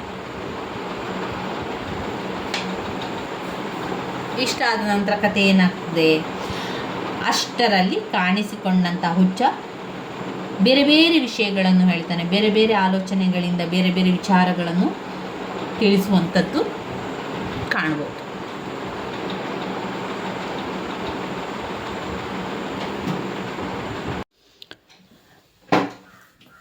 ಮನೆ ನಾಟಕದಲ್ಲಿ ಇನ್ನು ಹುಚ್ಚನ ಆಗಮನಾರ್ಥದಲ್ಲಿ ಆ ನಾಟಕದಲ್ಲಿ ಅಲ್ಲಿ ಸ್ವರ್ಗದಿಂದ ಅವಳನ್ನು ತಂದು ಕೊಡುವವರಿಗೆ ನಾನು ನನ್ನ ರಾಜ್ಯದ ಅರ್ಧ ಭಾಗವನ್ನು ಅವನಿಗೆ ಕೊಡುತ್ತೇನೆ ಎಂಬ ಅಸಂಗತ ಮಾತುಗಳನ್ನು ಆಡುವ ಮೂಲಕ ಕ್ಷಣ ಕ್ಷಣಕ್ಕೂ ಭಿನ್ನವಾದ ಸಂಶಯಗಳಿಗೆ ಎಡೆ ಮಾಡಿಕೊಡುವಂಥದ್ದು. ಇಲ್ಲಿ ಪರಮೇಶ್ವರಪ್ಪ ಮತ್ತು ರಾಮಶೆಟ್ಟಿಯವರು ಮಾತನಾಡ್ತಾ ಇರುವಂಥ ಸಂದರ್ಭದಲ್ಲಿ ಹುಚ್ಚ ಬರ್ತಾನೆ. ಅವನು ಈ ರೀತಿಯಾಗಿ ಸ್ವರ್ಗ ರಾಜ ಮಾತನಾಡ್ತಾ ಇದ್ದಾಗ ಅವರಿಗೆ ಒಂದು ರೀತಿಯ ಸಂಶಯ ಅದರಲ್ಲಿ ಉಂಟಾಗ್ತದೆ. ಏನು ಈ ರೀತಿ ಮಾತಾಡ್ತಾ ಇದ್ದಾನೆ, ಅವರಿಗೆ ಗೊತ್ತಿಲ್ಲ, ಅವನು ಹುಚ್ಚ ಅಂತ ಅವನಿಗೆ ಗೊತ್ತಿಲ್ಲ. ಆದರೆ ಅವನು ಮಾತನಾಡುವಂತಹ ರೀತಿಯಲ್ಲಿ ನೋಡಿದಾಗ ಅವರಿಗೆ ಒಮ್ಮೆಲೆ ಒಂದು ರೀತಿಯ ಸಂಶಯ ಆಗ್ತದೆ. ರಾಮಶೆಟ್ಟಿಗೆ ಗೊಂದಲಕ್ಕೀಡಾಗಿ ಆ ಹುಚ್ಚನು ಹಿಂದಿನ ಜನ್ಮದ ಮಹಾತ್ಮನೂ ಅಲ್ಲ, ಈ ಜನ್ಮದ ಹುಚ್ಚನೂ ಅಲ್ಲ, ಇವನೊಬ್ಬ CID ಇರಬೇಕು, ವೇಷ ಬದಲಿಸಿ ನಮ್ಮ ಗುಟ್ಟನ್ನೆಲ್ಲ ತಿಳಿಯಲು ಬಂದಿರುವ ವ್ಯಕ್ತಿ ಇರಬೇಕೆಂದು ಸಂಶಯಕ್ಕೊಳಗಾಗ್ತಾನೆ. ನೋಡಿ, ಈ ಹುಚ್ಚ ಆ ರೀತಿಯೆಲ್ಲ ಮಾತನಾಡ್ತಾ ಇದ್ದಾಗ ರಾಮಶೆಟ್ಟಿ ಯೋಚನೆ ಮಾಡ್ತಾನೆ, ಇವನು ಹುಚ್ಚ ಆಗಿರಲಿಕ್ಕಿಲ್ಲ, ಒಂದು ವೇಳೆ ಹುಚ್ಚ ಆಗಿದ್ರೂ ಕೂಡ ಹುಚ್ಚನ ರೀತಿ ಅವನು ನಟನೆ ಮಾಡ್ತಾ ಇದ್ದಾನೆ ಏನೋ, ಅಥವಾ ನಮ್ಮನ್ನು ತನಿಖೆ ಮಾಡಲಿಕ್ಕೆ ಬಂದಂಥ CID ಇರಬೇಕು ಏನೋ ಎನ್ನುವಂತಹ ಸಂಶಯ ರಾಮಶೆಟ್ಟಿಗೆ ಉಂಟಾಗ್ತದೆ. ಆದರೆ ಪರಮೇಶ್ವರಪ್ಪ ಇಂಥವರನ್ನು ನಾನು ಬಹಳ ನೋಡಿದ್ದೀನಿ, CID ಅಲ್ಲವೇ ಅಲ್ಲ, ಅವನ ದೇವರಾಗಿರಬೇಕು. ದೇವರು ಮನುಷ್ಯನ ಪರೀಕ್ಷೆ ಮಾಡೋದಕ್ಕೆ ಒಮ್ಮೊಮ್ಮೆ ವೇಷ ಬದಲಿಸಿ ಬರ್ತಾನಂತೆ, ಅವನಿಗೊಂದು ಮನೆ ಕಟ್ಟುತ್ತೀರಾ ಅಂತೆ, ಅದು ನಿಜವೋ ಸುಳ್ಳೋ ನೋಡೋಕೆ ಈ ವೇಷ ಹಾಕಿಕೊಂಡು ಬಂದಿರಬೇಕು ಎಂದು ಅವನ ಆಸ್ತಿಕ ಮನೋಧರ್ಮವನ್ನು ವಿಡಂಬಿಸುವ ಮೂಲಕ ಮನಸ್ಸನ್ನು ತಿದ್ದಲು ಪ್ರಯತ್ನಿಸ್ತಾನೆ. ರಾಮಶೆಟ್ಟಿ CID ಇರಬೇಕು ಅಂತ ಸಂಶಯ ಪಟ್ಟಾಗ ಪರಮೇಶ್ವರಪ್ಪ ಹೇಳ್ತಾನೆ, ಹಾಗೆಲ್ಲ ಇರಲಿಕ್ಕಿಲ್ಲ, ನಾನು ಎಷ್ಟು ಜನರನ್ನು ನೋಡಲಿಲ್ಲ, ಇಂಥವರನ್ನು ನಾನು ಇಷ್ಟು ಜನರನ್ನು ನೋಡಿದ್ದೇನೆ, CID ಆಗಲಿಕ್ಕೆ ಖಂಡಿತ ಸಾಧ್ಯ ಇಲ್ಲ. ಒಂದು ವೇಳೆ ದೇವರಾಗಿರ್ಬೋದು, ದೇವರು ವೇಷ ಮರೆಸಿ ಬರ್ತಾರಂತೆ, ದೇವರು ವೇಷವನ್ನು ಮರೆಸಿಕೊಂಡು ನಮ್ಮನ್ನು ಪರೀಕ್ಷೆ ಮಾಡಲಿಕ್ಕೆ, ಅಂದರೆ ಮನುಷ್ಯರನ್ನು ಪರೀಕ್ಷೆ ಮಾಡಲಿಕ್ಕೆ ವೇಷ ಮರೆಸಿಕೊಂಡು ವೇಷ ಬದಲಾಯಿಸಿಕೊಂಡು ಬರುವಂಥದ್ದನ್ನು ಕೇಳಿದ್ದಾನೆ, ಅದರಿಂದ ಆಗಿರ್ಬೋದು, ದೇವರು ಬಂದಿರ್ಬೋದು ಅಂತ ಪರಮೇಶ್ವರಪ್ಪ ಹೇಳ್ತಾನೆ. ಆದರೂ ರಾಮಶೆಟ್ಟಿಯು ದೇವರು ಧರ್ಮದ ಬಗೆಗೆ ನಂಬಿಕೆಯನ್ನು ಸಡಿಲಿಸದೆ ಹುಚ್ಚನನ್ನು ಉದ್ದೇಶಿಸಿ, ಅವನು ದೇವರಿದ್ದರೆ ಭಾಳ ಚೆನ್ನಾಯಿತು, ಅನಾಯಾಸ ದರ್ಶನವಾದಂತಾಯಿತು, ಕೈ ಮುಗಿದು ಏನಾದರೂ ಕೇಳಿಕೊಳ್ಳೋಣೇನೋ, 10-20 ಲಕ್ಷ ರೂಪಾಯಿ ಕೇಳೋಣ ಎಂದು ಬದುಕಿನ ಆಸೆ ಆಕಾಂಕ್ಷೆಗಳು ಆತನಲ್ಲಿ ನಿರೀಕ್ಷಿಸುತ್ತಾನೆ. ಆದರೆ ರಾಮಶೆಟ್ಟಿಯ ಈ ಒಂದು ಅಸಂಗತ ಹಗಲು ಕನಸನ್ನು ನೋಡಿ ಪರಮೇಶ್ವರಪ್ಪ 10-20 ಲಕ್ಷ ರೂಪಾಯಿ ಕೇಳಿದರೆ ಏನು ಪ್ರಯೋಜನ, ದೇವರೆಂದರೆ ನೀನೇನು ತಿಳಿದಿರಿ, ಅವನು ಮಹಾ ಇದ್ದಾನೆ, ನೀವು ಹೇಳಿದ್ರೆ ಆಗಲಿ ಭಕ್ತ ಎಂದು ಕೊಡುತ್ತಾನೆ, ಕೇಳಿದ್ರೆ ಕೂಡ ಭಕ್ತ ಅಂತ ಕೊಡ್ತಾನೆ, ಆದರೆ ಮನೆಗೊಂದು ಮಗು ಕೊಡಲ್ಲ, ಮನೆಗೊಂದು ಸಂತಾನ ಇರದಿದ್ದರೆ ಮುಕ್ತಿ ಇಲ್ಲವಂತೆ, ಆ ದುಡ್ಡನ್ನು ಭೋಗಿಸೋಕೆ ಮಗು ಇರದಿದ್ದರೆ ಎಲ್ಲ ಸಂಪತ್ತು ಮಂದಿ ಪಾಲಾಗುತ್ತದೆ, ಮೊದಲು ಮಗು ಕೇಳಬೇಕು ಎಂದು ಹಾಸ್ಯಾಸ್ಪದಗೊಳಿಸ್ತಾನೆ. ಯಾಕಂದರೆ ಇಲ್ಲಿ ರಾಮಶೆಟ್ಟಿ ಹೇಳ್ತಾನೆ, ಸರಿ ಹಾಗಾದರೆ ದೇವರಾಗಿದ್ದರೆ ನಾವೇನು ಮಾಡುವ, ದೇವರಲ್ಲಿ ನಾವು ಒಳ್ಳೆಯದಾಯ್ತಲ್ವ, ನಾವು ಕೈ ಮುಗಿಯುವ, ಯಾಕಂದರೆ ನಮಗೆ ದೇವರನ್ನು ಕಾಣಲಿಕ್ಕೆ ಸಿಕ್ಕಿದ್ದಾನೆ, ಹಾಗೆ ನಾವು 10-20 ಲಕ್ಷ ಕೇಳುವ ದೇವರಲ್ಲಿ ಅಂತ ಕೇಳ್ತಾನೆ. ಆಗ ಪರಮೇಶ್ವರಪ್ಪ ಹೇಳ್ತಾನೆ, ದೇವರೇನು ಆ ರೀತಿಯೆಲ್ಲ ಯಾವ ಭಕ್ತರಿಗೆ ಎಲ್ರಿಗೂ ಕೂಡ ಅವನು ಕೊಡ್ತಾನೆ, ಅವನಿಗೆ ಕೊಡಬೇಕು ಅಂತ ಅನಿಸಿದರೆ ಅವನು ಕೊಡ್ತಾನೆ, ಆದರೆ ಏನು ಬೇಕು ಕೇಳಬೇಕು, ಮಗು ಬೇಕು ಅಂತ ಕೇಳಬೇಕು. ಎಲ್ಲ ಸಂಪತ್ತು ಇದ್ದರೂ ಮಗು ಇಲ್ಲದಿದೆ ಏನು ಪ್ರಯೋಜನ, ಮಗು ಇದ್ರೆಲ್ಲ ಎಲ್ಲವನ್ನು ಅನುಭವಿಸಲಿಕ್ಕೆ ಸಾಧ್ಯ, ಇಲ್ಲ ಅಂತಾದರೆ ಬೇರೆಯವರ ಪಾಲಾಗ್ತದೆ ನಮ್ಮ ಆಸ್ತಿ ಪಾಸ್ತಿ ಸಂಪತ್ತೆಲ್ಲ, ಆದ್ದರಿಂದ ಮಗು ಕೇಳುವಣ ಎಂದು ಹಾಸ್ಯಾಸ್ಪದವಾಗಿ ತಮಾಷೆಯನ್ನು ಮಾಡ್ತಾನೆ ಪರಮೇಶ್ವರಪ್ಪ. ಆದರೂ ರಾಮಶೆಟ್ಟಿಯು ಬಂಜಿ ಅಲ್ಲದ ಹೆಂಡತಿಯನ್ನು ದಯಪಾಲಿಸುವಂತೆ ಕೇಳಿಕೊಳ್ಳಬೇಕೆಂದು ಜಾಣಪೆದ್ದನಂತೆ ಬಯಸಿ, ಆ ಹುಚ್ಚನು ದೇವರಾಗಿದ್ದರೆ ಆತನಲ್ಲಿ ಆ ಸ್ವರೂಪವನ್ನು ತಿಳಿಯುವುದು ಹೇಗೆಂದು ಗೊಂದಲಕ್ಕೀಡಾಗ್ತಾನೆ. ಇಲ್ಲಿ ಅದ್ರ ದೇವರಾಗಿದ್ದರೆ ನಾವು ಹೇಗೆ ತಿಳ್ಕೊಳ್ಳುವಂಥದ್ದು, ಅವನು ದೇವರು ಅಂತ ಹೇಳಿ ಅವನಿಗೊಂದು ರೀತಿಯ ಗೊಂದಲ ಕೂಡ ಆಗ್ತದೆ, ಯಾರಿಗೆ, ರಾಮಶೆಟ್ಟಿಗೆ. ಆಗ ಪರಮೇಶ್ವರಪ್ಪನೊಂದು ಪರಿಹಾರ ಕೊಡ್ತಾನೆ. ದೇವರಿಗೆ ನೆರಳು ಇರುವುದಿಲ್ವಂತೆ, ಅವನ ಕಾಲುಗಳು ಭೂಮಿಗೆ ಮುಟ್ಟುವುದಿಲ್ವಂತೆ, ಕಣ್ಣು ರೆಪ್ಪೆ ನಮ್ಮಂತೆ ಪಟ ಬಡಿಯುವುದಿಲ್ವಂತೆ. ಈ ಲಕ್ಷಣಗಳು ಅವನಲ್ಲಿದ್ದರೆ, ಈ ಲಕ್ಷಣ ಇಲ್ಲ, ನಾನೀಗ ಹೇಳಿದೆಲ್ಲ, ಕಣ್ಣು ಪಟ ಆಗುವುದಿಲ್ಲ, ಕಾಲು ನೆಲಕ್ಕೆ ತಾಗುವುದಿಲ್ಲ, ಇದೆಲ್ಲ ಅವನಲ್ಲಿ ಆ ಲಕ್ಷಣ ಇದ್ದರೆ ಅವನು ದೇವರು, ಆ ಲಕ್ಷಣ ಅವನಲ್ಲಿದ್ದರೆ ಅವನು ದೇವರೆಂದು ತಿಳಿಯಬೇಕು ಎಂದು ಅವನ ಸ್ವರೂಪವನ್ನು ಬಲ್ಲವನಂತೆ ಯಾರು ಪರಮೇಶ್ವರಪ್ಪ ಹೇಳ್ತಾನೆ. ಆದರೆ ಆ ಸ್ವರೂಪ ಗ್ರಹಿಸಿ ಪರಮೇಶ್ವರಪ್ಪನಿಗೆ ಅಸಂಗತವೆನಿಸಿದರೂ ಆಸ್ತಿಕ ಮನೋಭಾವನೆಯ ರಾಮಶೆಟ್ಟಿಗೆ ನಂಬಿಕೆ ಮೂಡಿಸಿದರೂ ದ್ವಂದ್ವತೆಯನ್ನು ಹೆಚ್ಚಿಸ್ತದೆ. ಇಲ್ಲಿ ರಾಮಶೆಟ್ಟಿ ದೇವರಿದ್ದಾನೆ ಎಂದು, ಅವನು ದೇವರ ರೂಪದಲ್ಲಿ ಬಂದಿರಬಹುದು ಎಂದು ತುಂಬ ನಂಬಿಕೆ ಅವನಿಗಿತ್ತು. ರಾಮಶೆಟ್ಟಿಗೆ ನಂಬಿಬಿಟ್ಟಿದ್ದ. ಆದರೆ ಪರಮೇಶ್ವರಪ್ಪ ಹಾಗಲ್ಲ. ಪರಮೇಶ್ವರಪ್ಪ ರಾಮಶೆಟ್ಟಿಯನ್ನೇ ನಂಬಿಸ್ತಾ ಇದ್ದ. ಹಾಗಿರ್ಬೋದು, ಹೀಗಿರ್ಬೋದು, ದೇವರಾಗಿರ್ಬೋದು, CID ಆಗಿರಲಿಕ್ಕೆಲ್ಲ ದೇವರಾಗಿರ್ಬೋದು, ನೀವು ಬೇಕಾದನ್ನೆಲ್ಲ ನಾವು ಅವನಲ್ಲಿ ಕೇಳುವ. ಹಾಗಾದರೆ ರಾಮಶೆಟ್ಟಿ ಹೇಳ್ತಾನೆ, ನಾವೇನು ಕೇಳುವ, 20 ಲಕ್ಷ ಕೇಳುವ ಅಂತ ಹೇಳಿದ್ದಕ್ಕೆ ಪರಮೇಶ್ವರನೇ ತಮಾಷೆ ಮಾಡ್ತಾನೆ, ಹಾಸ್ಯ ಮಾಡ್ತಾನೆ. ಇಲ್ಲ, ನಾವು ಮಗು ಕೇಳುವ, ಮಗು ಕೇಳಿದರೆ ಎಲ್ಲ ಸಂಪತ್ತು ಮಗು ಇದ್ದರೆ ಎಲ್ಲ ಕೂಡ ಆಗ್ತದೆ, ಇಲ್ಲ ಅಂತಾದರೆ ನಮ್ಮ ಸಂಪತ್ತೆಲ್ಲ ಬೇರೆಯವರ ಪಾಲಾಗ್ತದಲ್ವ ಅಂತಲ್ಲಿ ಹಾಸ್ಯಾಸ್ಪದವೆಲ್ಲ ಮಾಡ್ತಾನೆ ಪರಮೇಶ್ವರಪ್ಪ ಹೇಳ್ತಾನೆ, ನೋಡು, ಇವನು ದೇವರಾಗಿರ್ಬೋದು ಅಂತ ಆದರೆ ಕೆಲವೊಂದು ಲಕ್ಷಣ ಇದೆ. ಆ ಲಕ್ಷಣ ಇದ್ದರೆ ಮಾತ್ರ ದೇವರು. ಅಂದರೆ ನೆಲಕ್ಕೆ ಕಾಲು ತಾಗೋದಿಲ್ಲ, ಕಣ್ಣು ಮಿಟಿಕಿಸೋದಿಲ್ಲ, ಇದೆಲ್ಲ ಲಕ್ಷಣ ಇದ್ದರೆ ಅದು ದೇವರು ಅಂತ ರಾಮಶೆಟ್ಟಿಗೆ ಹೇಳುವಂಥದ್ದು. ರಾಮಶೆಟ್ಟಿ ನಂಬಿರ್ತಾನೆ. ರಾಮಶೆಟ್ಟಿ ಹೇಳ್ತಾನೆ, ಹಾಗಾದರೆ ದೇವರಾಗಿರೋ ನಾವು ಹೇಗೆ ಇವರನ್ನು ಕನ್ಫರ್ಮ್ ಮಾಡ್ಕೊಳ್ಳುವಂಥದ್ದು ದೇವರು ಅಂತ ಹೇಳಿ. ಆಗ ಅವನು ಹೇಳ್ತಾನೆ, ಈ ಲಕ್ಷಣ ಇದ್ದರೆ ದೇವರು ಅಂತ. ಆದರೆ ಆ ದ್ವಂದ್ವತೆಯ ನಡುವೆ ಹೊಸ ಭರವಸೆಯನ್ನು ನಂಬಿದ್ದಂಥ ರಾಮಶೆಟ್ಟಿ ನಂಬಿಯೇ ಬಿಟ್ಟಿದ್ದ. ಪಾಪ ಅವನು ನಂಬಿದ್ದ, ಅವನಿಗೆ ಒಂದು ಭರವಸೆ ಕೂಡ ಬಂದಿತ್ತು, ಆಗಿರ್ಬೋದು, ದೇವರಾಗಿರಿ ನಾವು ಕೇಳ್ಬೋದು ಅಂತ. ಆತನು ಹುಚ್ಚನು ಅಥವಾ ದೇವರ ಸ್ವರೂಪವನ್ನು ಪರೀಕ್ಷಿಸಲು ಹೋಗಿ ಕಲ್ಲೇಟೇನಾದರೂ ಬಿದ್ದರೆ ಗತಿ ಏನೆಂದು ಭಯದಿಂದ ಪರಮೇಶ್ವರಪ್ಪನನ್ನು ಜೊತೆಯಲ್ಲಿ ಬರಲು ಕೇಳಿಕೊಳ್ಳುವನು. ಪರಮೇಶ್ವರಪ್ಪನು ರಾಮಶೆಟ್ಟಿಯ ಮಾತನ್ನೊಪ್ಪದೆ ಹೆಂಡತಿ, ಮನೆ, ಮಗು ಬೇಕೆಂದು ಬಯಸುವಂಥವರು, ದೇವರು ಕಾಣುವಂಥವರು ಏನೇ ಎದುರಾದರೂ ಕೂಡ ಸಹಿಸಿಕೊಂಡು ಸಾಧಿಸಬೇಕು. ಆದರೆ ಪರರ ತ್ಯಾಗದ ಮೂಲಕ ತನ್ನ ಹಿತವನ್ನು ಸಾಧಿಸಿಕೊಳ್ಳುವ ಕುತಂತ್ರ ಬಿಡಬೇಕೆಂದು ವಿವೇಕವನ್ನು ಹೇಳುವನು. ಆದರೆ ರಾಮಶೆಟ್ಟಿಯು ಪರಮೇಶ್ವರಪ್ಪನನ್ನು ದೇವರ ಹತ್ತಿರ ಕರೆದುಕೊಂಡು ಹೋಗಿ ದರ್ಶನ ಮಾಡಿಸಿ ನಿಮ್ಮ ಬದುಕನ್ನು ಉದ್ಧರಿಸೋಣ ಎಂದು ತನ್ನ ಒಳದುಡಿತವನ್ನು ವ್ಯಕ್ತಪಡಿಸ್ತಾನೆ. ಇಲ್ಲಿ ರಾಮಶೆಟ್ಟಿ ಸಂಪೂರ್ಣವಾಗಿ ನಂಬಿದ್ದ. ಆ ಹುಚ್ಚ ದೇವರೇ ರೂಪ ಬದಲಾಯಿಸಿ ಬಂದಿರಬಹುದು ಅಂತ. ಅದಕ್ಕೆ ತಕ್ಕಂತೆ ಪರಮೇಶ್ವರಪ್ಪ ಕೂಡ ಹೇಳುವಂಥದ್ದು, ಹೌದು, ದೇವರಿರ್ಬೋದು, ನೋಡು, ದೇವರಿದ್ದರೆ ನಿನಗೆ ಬೇಕಾದನ್ನೆಲ್ಲ ಕೇಳ್ಕೊ ಅಂತೆಲ್ಲ ಒಂದು ಹಾಸ್ಯಾಸ್ಪದವಾಗಿ ಕೂಡ ಮಾಡ್ತಾನೆ. ಆದರೆ ರಾಮಶೆಟ್ಟಿಗೆ ಒಬ್ಬನೇ ಹೋಗಲಿಕ್ಕೆ ಭಯ. ಅವನು ಹೇಳ್ತಾನೆ, ನೀವು ಕೂಡ ಒಟ್ಟಿಗೆ ಬನ್ನಿ, ನಿಮ್ಮ ಒಂದು ಆಸೆಗಳನ್ನು ಕೂಡ ಕೇಳ್ಬೋದಲ್ವ ಅಂತ ಹೇಳ್ತಾನೆ. ಅವನ ಆಸೆಗಳನ್ನು ಈಡೇರಿಸ್ಕೊಳ್ಳಿಕ್ಕೆ ಅವನಿಗೆ ಭಯ. ಒಂದು ವೇಳೆ ಹೋದರೆ ಕಲ್ಲೇಟೆಲ್ಲಿ ಆದರೂ ಹಾಕಿದರೆ ಅಥವಾ ನಮಗೆ ಕಲ್ಲನ್ನು ಅವನು ಬಿಸಾಡಿದರೆ ಅಂತ. ಅಷ್ಟರಲ್ಲಿ ಸೂರ್ಯ ಮುಳುಗಿ ಗುಡ್ಡದ ಆಸುಪಾಸಿನ ಪ್ರದೇಶಗಳೆಲ್ಲ ಕತ್ತಲಾಯಿತು. ಆಗ ಕತ್ತಲೆ ಆಗಲಿಕ್ಕೆ ಆರಂಭ ಆಯಿತು. ಅಲ್ಲಿ ಹಾವು, ಚೇಳು, ಕಾಡು ಪ್ರಾಣಿಗಳು ಸಹಜವಾಗಿ ಓಡಾಡುತ್ತಿರುವುದರಿಂದ ಜನರ ತಿರುಗಾಟ ವಿರಳವಾಗಿ ನಿರ್ಜನವಾಗಿ ಆವರಿಸಲು ಪರಮೇಶ್ವರಪ್ಪ ಅಲ್ಲಿಂದ ಬೇಗ ಹೋಗಬೇಕೆಂದು ರಾಮಶೆಟ್ಟಿಯನ್ನು ಎಚ್ಚರಿಸುವನು. ಆದರೆ ಹುಚ್ಚನು ಅಲ್ಲಿಗೆ ಆಗಮಿಸಿ ಮುಳುಗುವ ಸೂರ್ಯ ಆವರಿಸುವ ಕತ್ತಲನ್ನು ನೋಡಿ, ಸತ್ತವರಿಗೆ ಸ್ವರ್ಗ, ಇದ್ದವರಿಗೆ ನರಕ, ನಿಮಗೆ ಸ್ವರ್ಗ ಬೇಕಾದರೆ ಕಾಯಿರಿ ಎಂದು ತುತ್ತೂರಿ ಊದುವ ಮೂಲಕ ಕುತೂಹಲವನ್ನುಂಟು ಮಾಡ್ತಾನೆ. ಈಗ ರಾತ್ರಿ ಆಯಿತು. ಅಂದರೆ ಸೂರ್ಯ ಮುಳುಗಲಿಕ್ಕೆ ಆರಂಭ ಆದ. ಅಲ್ಲೆಲ್ಲ ಸುತ್ತಲೂ ಎಲ್ಲ ಗುಡ್ಡ ಪ್ರದೇಶ ಎಲ್ಲ ನಿರ್ಜನ ಆಗಲಿಕ್ಕೆ ಸ್ಟಾರ್ಟ್ ಆಯಿತು. ಜನರೆಲ್ಲ ಮನೆಗೆ ಹೋದರು. ಅಲ್ಲಿ ಹಾವು ಚೇಳುಗಳಿರುವಂತಹ ಒಂದು ಗುಡ್ಡ ಬೆಟ್ಟಾಗಿತ್ತದು. ಅದರಿಂದ ಎಲ್ಲರೂ ಮನೆಗೆ ಹೋಗ್ಲಿಕ್ಕೆ ಆರಂಭ ಮಾಡ್ತಾಯಿದ್ರು. ಪರಮೇಶ್ವರಪ್ಪ ಹುಚ್ಚನನ್ನು ನೋಡ್ತಾ ಇದ್ದಂಥ ಸಂದರ್ಭದಲ್ಲಿ ಪರಮೇಶ್ವರಪ್ಪ ಹೇಳಿದ, ಸರಿ, ಇನ್ನು ನಾವು ಮನೆಗೆ ಹೋಗುವ, ಕತ್ತಲಾಗ್ತಾ ಬಂತು, ಇಲ್ಲಿ ನಿಂತರೆ ಒಳ್ಳೆಯದಲ್ಲ, ಅಪಾಯ ಅಂತ ಹೇಳುವಾಗ ಹುಚ್ಚ ಹೇಳ್ತಾನೆ, ನಿಮಗೆ ಸ್ವರ್ಗ ಬೇಕಾ, ನಿಮಗೆ ನರಕ ಬೇಕಾ? ಸ್ವರ್ಗ ಬೇಕಾದರೆ ನೀವು ನಿಲ್ಲಬೇಕು.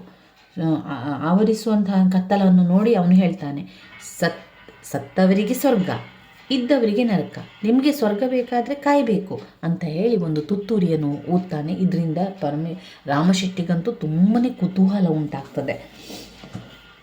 ಇನ್ನೊಂದೆಡೆಯಿಂದ ಬರುವ ಹೊಗೆ, ಬೆಂಕಿ ಕಾಣಿಸಿಕೊಂಡು ಭಯವನ್ನು ಕೂಡ ಮೂಡಿಸ್ತದೆ. ಈ ದೃಶ್ಯವನ್ನು ನೋಡಿ ಭಯಭೀತನಾದ ರಾಮಶೆಟ್ಟಿಯು ಆ ಹೊಗೆಯ ನಡುವೆ ಸುಟ್ಟು ಕರಕಲಾಗುತ್ತಿರುವ ಗಂಡೋ ಹೆಣ್ಣೋ ಎಂದು ಪರಮೇಶ್ವರಪ್ಪನನ್ನು ಕೇಳುತ್ತಾನೆ. ಪರಮೇಶ್ವರಪ್ಪ ಆ ಬೆಂಕಿಯ ಬಣ್ಣ ಗಮನಿಸಿ ಹಳದಿ ಬಣ್ಣವಾಗಿದ್ದರೆ ಹೆಣ್ಣು, ಕೆಂಪಾಗಿದ್ದರೆ ಗಂಡು ಎಂದು, ಹೆಣ್ಣಿನ ಹೆಣ ಅರ್ಧಂಬರ್ಧ ಸುಟ್ಟು ಗಂಡಸನ್ನು ನೋಡಿದರೆ ಚಿತೆ ಬಂದು ಅಪ್ಪಿಕೊಳ್ಳುವ ಸಾಧ್ಯತೆ ಉಂಟು. ಆಗ ಅಪ್ಪಿಕೊಂಡು ಮೈಯನ್ನು ವಾಹಿಸಿದ ಭೂತವು ಕತ್ತನ್ನು ಹಿಸುಕುವುದು. ಹಾಗಾಗಿ ಅಂತಹ ಚಿತೆಯನ್ನು ದಿಟ್ಟಿಸಿ ನೋಡದೆ ಪಾರಾಗುವುದೇ ಲೇಸು. ಇಲ್ಲವೇ ನಾವು ಧೈರ್ಯವಂತರಿರಬೇಕು. ಇಲ್ಲದಿದ್ದರೆ ನಾವು ನಡೆಯುವ ದಾರಿ ಮುಂದೆ ಬಂದು ಅದು ನಿಂತುಕೊಳ್ತದೆ. ಹೀಗಾಗಿ ನಾವೊಂದು ಉಪಾಯ ಹುಡುಕಿಕೊಂಡು ನಮಗೆ ಮದುವೆಯಾಗಿದೆ, ನನ್ನ ಹೆಂಡತಿ ನನ್ನ ಜೊತೆಗಿದ್ದಾಳೆಂದು ಹೇಳಬೇಕು. ಇಲ್ಲದಿದ್ದರೆ ಏನೇ ಸುಳ್ಳು ಹೇಳಿದರೂ ಆ ಭೂತ ನಮ್ಮನ್ನು ಬಿಡುವುದಿಲ್ಲವೆಂದು ಪರಮೇಶ್ವರಪ್ಪ ಹೇಳುವುದು ರಾಮಶೆಟ್ಟಿಯನ್ನು ಭೀತಿಯನ್ನು ಹುಟ್ಟಿಸಿತು. ಆದರೆ ಪರಮೇಶ್ವರಪ್ಪ ಕಾಡುವ ದೆವ್ವದ ಮುಂದೆ ರಕ್ಷಿಸುವ ದೈವವೂ ಇರುವುದೆಂದು ರಾಮಶೆಟ್ಟಿಯನ್ನು ಸಮಾಧಾನಿಸುತ್ತಾನೆ. ಇಲ್ಲಿ ನೋಡಿ, ರಾಮಶೆಟ್ಟಿ ಮತ್ತು ಪರಮೇಶ್ವರಪ್ಪ ಮಾತುಕತೆಯನ್ನು ಆಡ್ತಾ ಇದ್ದಾರೆ. ಪರಮೇಶ್ವರಪ್ಪ ಎಲ್ಲದರಲ್ಲೂ ಕೂಡ ಧೈರ್ಯವಂತನಾಗಿದ್ದ. ರಾಮಶೆಟ್ಟಿಯನ್ನು ಒಂದು ಸ್ವಲ್ಪ ಭಯವನ್ನು ಹುಟ್ಟಿಸ್ತಾ ಇದ್ದ ಅವನ ಮೇಲೆ. ರಾಮಶೆಟ್ಟಿ ಹತ್ರ ಭಯವನ್ನು ಹುಟ್ಟಿಸುವಂಥದ್ದು ಮಾಡ್ತಾ ಇದ್ದ. ಒಂದು ಕಡೆಯಲ್ಲಿ ಹೊಗೆ ಬರ್ತಾ ಇದ್ದು, ಅಲ್ಲಿ ಚಿತೆಗೆ ಬೆಂಕಿಯನ್ನು ಕೊಟ್ಟಿದ್ರು.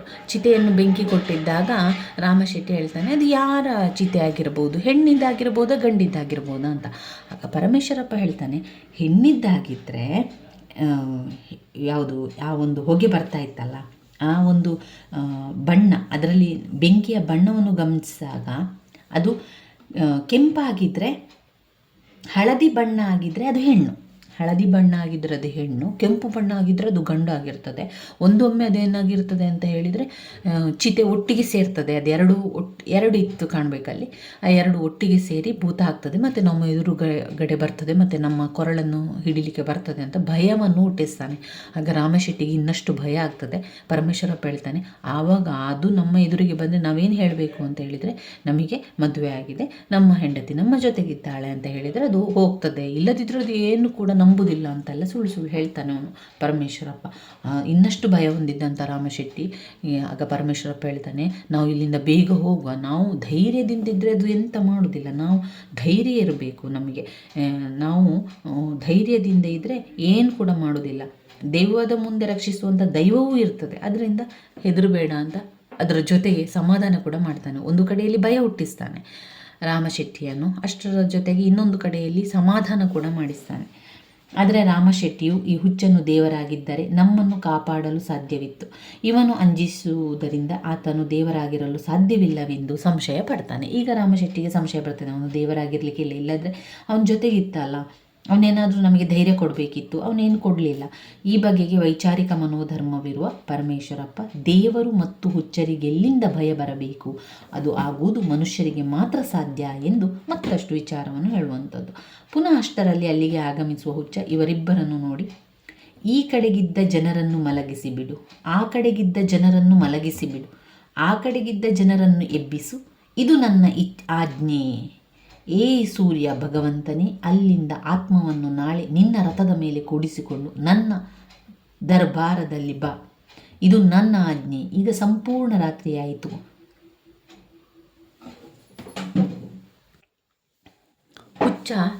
ಹುಚ್ಚ ಮತ್ತಷ್ಟು ವಿಷಯಗಳನ್ನು ಹೇಳ್ತಾ ಹೋಗ್ತಾನೆ. ಅದನ್ನು ಕೇಳಿ ರಾಮಶೆಟ್ಟಿ ಮತ್ತು ಪರಮೇಶ್ವರಪ್ಪನಿಗೆ ಮತ್ತಷ್ಟು ಆಶ್ಚರ್ಯ ಆಗ್ತಾನೆ ಹೋಗ್ತದೆ. ಇಲ್ಲಿ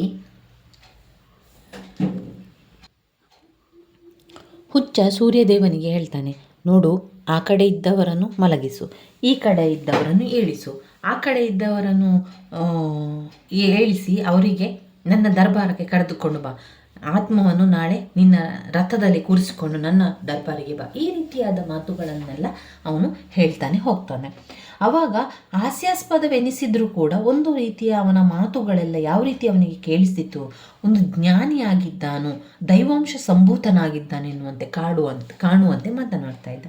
ಆದರೆ ಸ್ಮಶಾನದಲ್ಲಿ ಕಾಣಿಸಿಕೊಂಡು ನಮ್ಮ ಹತ್ತಿರ ಬರುವ ಹುಚ್ಚನನ್ನು ನೋಡಿ ಇಬ್ಬರೂ ಭಯಭೀತರಾಗಿ ಆ ಸಂದರ್ಭದಲ್ಲಿ ಪಾರಾಗಲು ಇಬ್ಬರು ಕೊಡೆಯ ಮರೆಯಲ್ಲಿ ಆಶ್ರಯವನ್ನು ಪಡೆಯುತ್ತಾರೆ. ಆದರೆ ಹುಚ್ಚ ಚಿತೆ ಸುಡುವ ಸ್ಥಳದ ಹತ್ತಿರ ಕುಳಿತಿರುವುದನ್ನು ಗಮನಿಸಿ ಅವರಿರುವವರಲ್ಲಿ ಬಂದು ಹೋಗುವುದನ್ನು ಮಾಡುತ್ತಿರುತ್ತಾನೆ.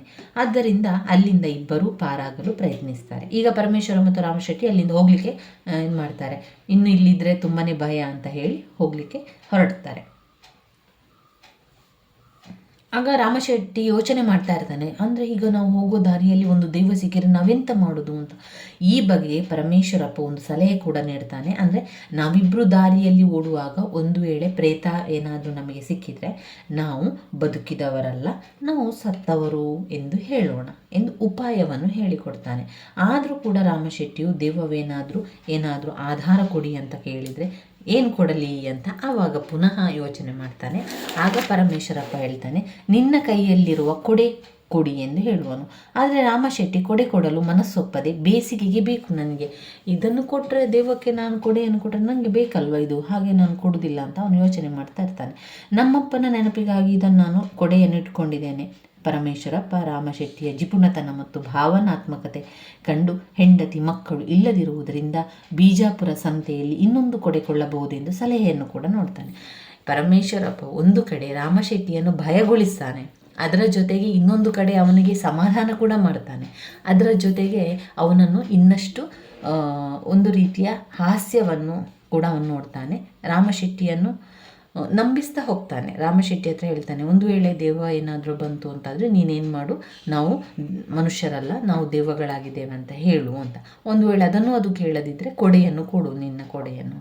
ಆಗ ರಾಮಶೆಟ್ಟಿ ಹೇಳ್ತಾನೆ, ಇದನ್ನು ನಾನು ಕೊಡೋದಿಲ್ಲ, ಕೊಡೆ ನಾನು ಕೊಡೋದಿಲ್ಲ. ಯಾಕಂದರೆ ಕೊಡೆ ನನ್ನ ಅಪ್ಪನ ನೆನಪಿಗಾಗಿ ನನ್ನನ್ನು ಇಟ್ಟದ್ದು, ತಂದೆಯ ನೆನಪಿಗಾಗಿ ಇಟ್ಟದ್ದು, ಅದನ್ನು ನಾನು ಕೊಡೋದಿಲ್ಲ, ನನಗೆ ಅದು ಬೇಸಿಗೆಯಲ್ಲಿ ಬೇಕು ಅಂತ ಎಲ್ಲ ಹೇಳ್ತಾನೆ.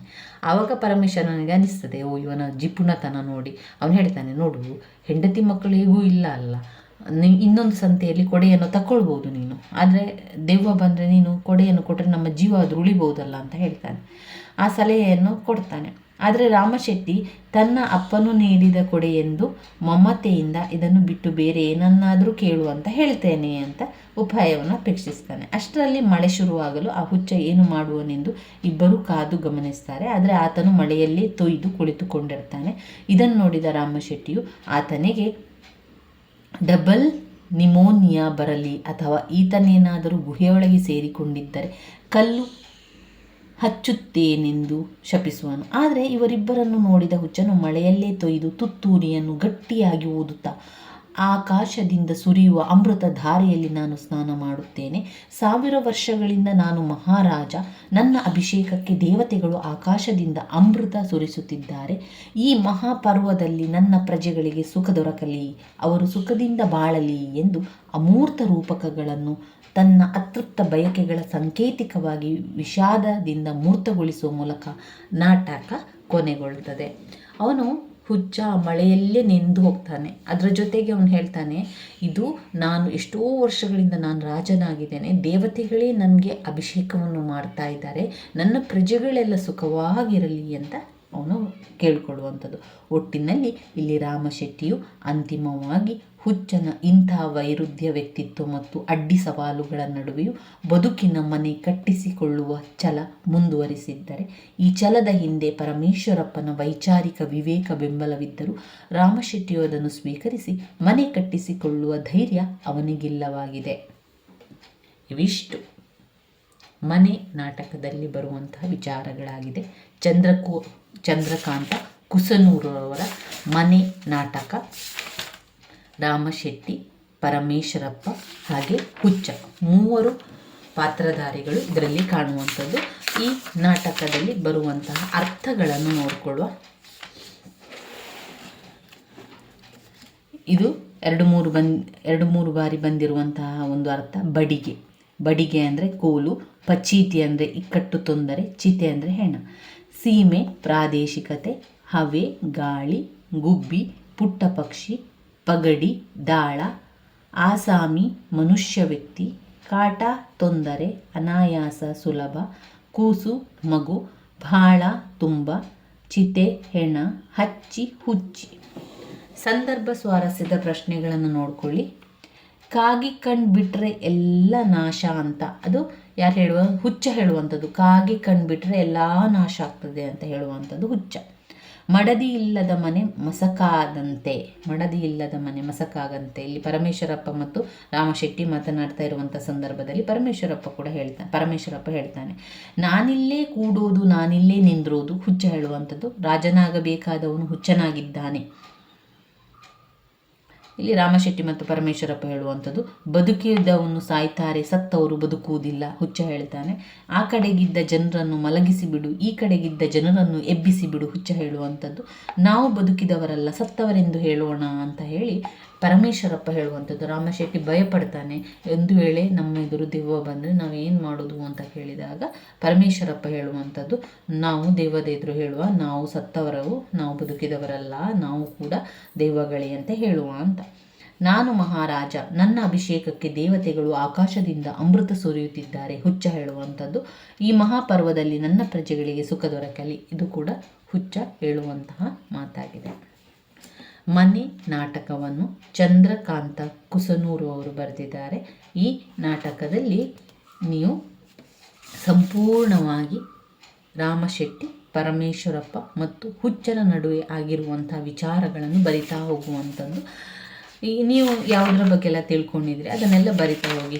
ಯಾವ ರೀತಿ ಹುಚ್ಚ ಬೇರೆ ಬೇರೆ ಮಾತುಗಳನ್ನು ಆಡ್ತಾನೆ, ಯಾವ ವಿಷಯಗಳನ್ನೆಲ್ಲ ಹೇಳ್ತಾನೆ, ಅದಕ್ಕೆ ರಾಮಶೆಟ್ಟಿಗೆ ಯಾವ ರೀತಿ ಭಯ ಆಗ್ತದೆ, ಪರಮೇಶ್ವರಪ್ಪ ಇನ್ನಷ್ಟು ಅದಕ್ಕೆ ತುಪ್ಪ ಎಣ್ಣೆ ಸುರಿಯುವಂಥ ಕೆಲಸಗಳನ್ನು ಹೇಗೆ ಮಾಡ್ತಾನೆ, ಇನ್ನಷ್ಟು ಹೆದರಿಸುವಂಥದ್ದು, ಭಯ ಹುಟ್ಟಿಸುವಂಥದ್ದು ಪರಮೇಶ್ವರಪ್ಪ ಮಾಡುವಂಥದ್ದನ್ನೆಲ್ಲ ನಾವು ತಿಳ್ಕೊಂಡೇವು ಸ್ನೇಹಿತರೆ. ನನ್ನ ವೀಡಿಯೋಸ್ ಎಲ್ಲ ನಿಮಗೆ ಇಷ್ಟ ಆಗಿದ್ದರೆ ಲೈಕ್ ಕೊಡಿ, ಶೇರ್ ಮಾಡಿ, ಸಬ್ಸ್ಕ್ರೈಬ್ ಮಾಡಲಿಕ್ಕೆ ಮರಿಬೇಡಿ. ಧನ್ಯವಾದಗಳು.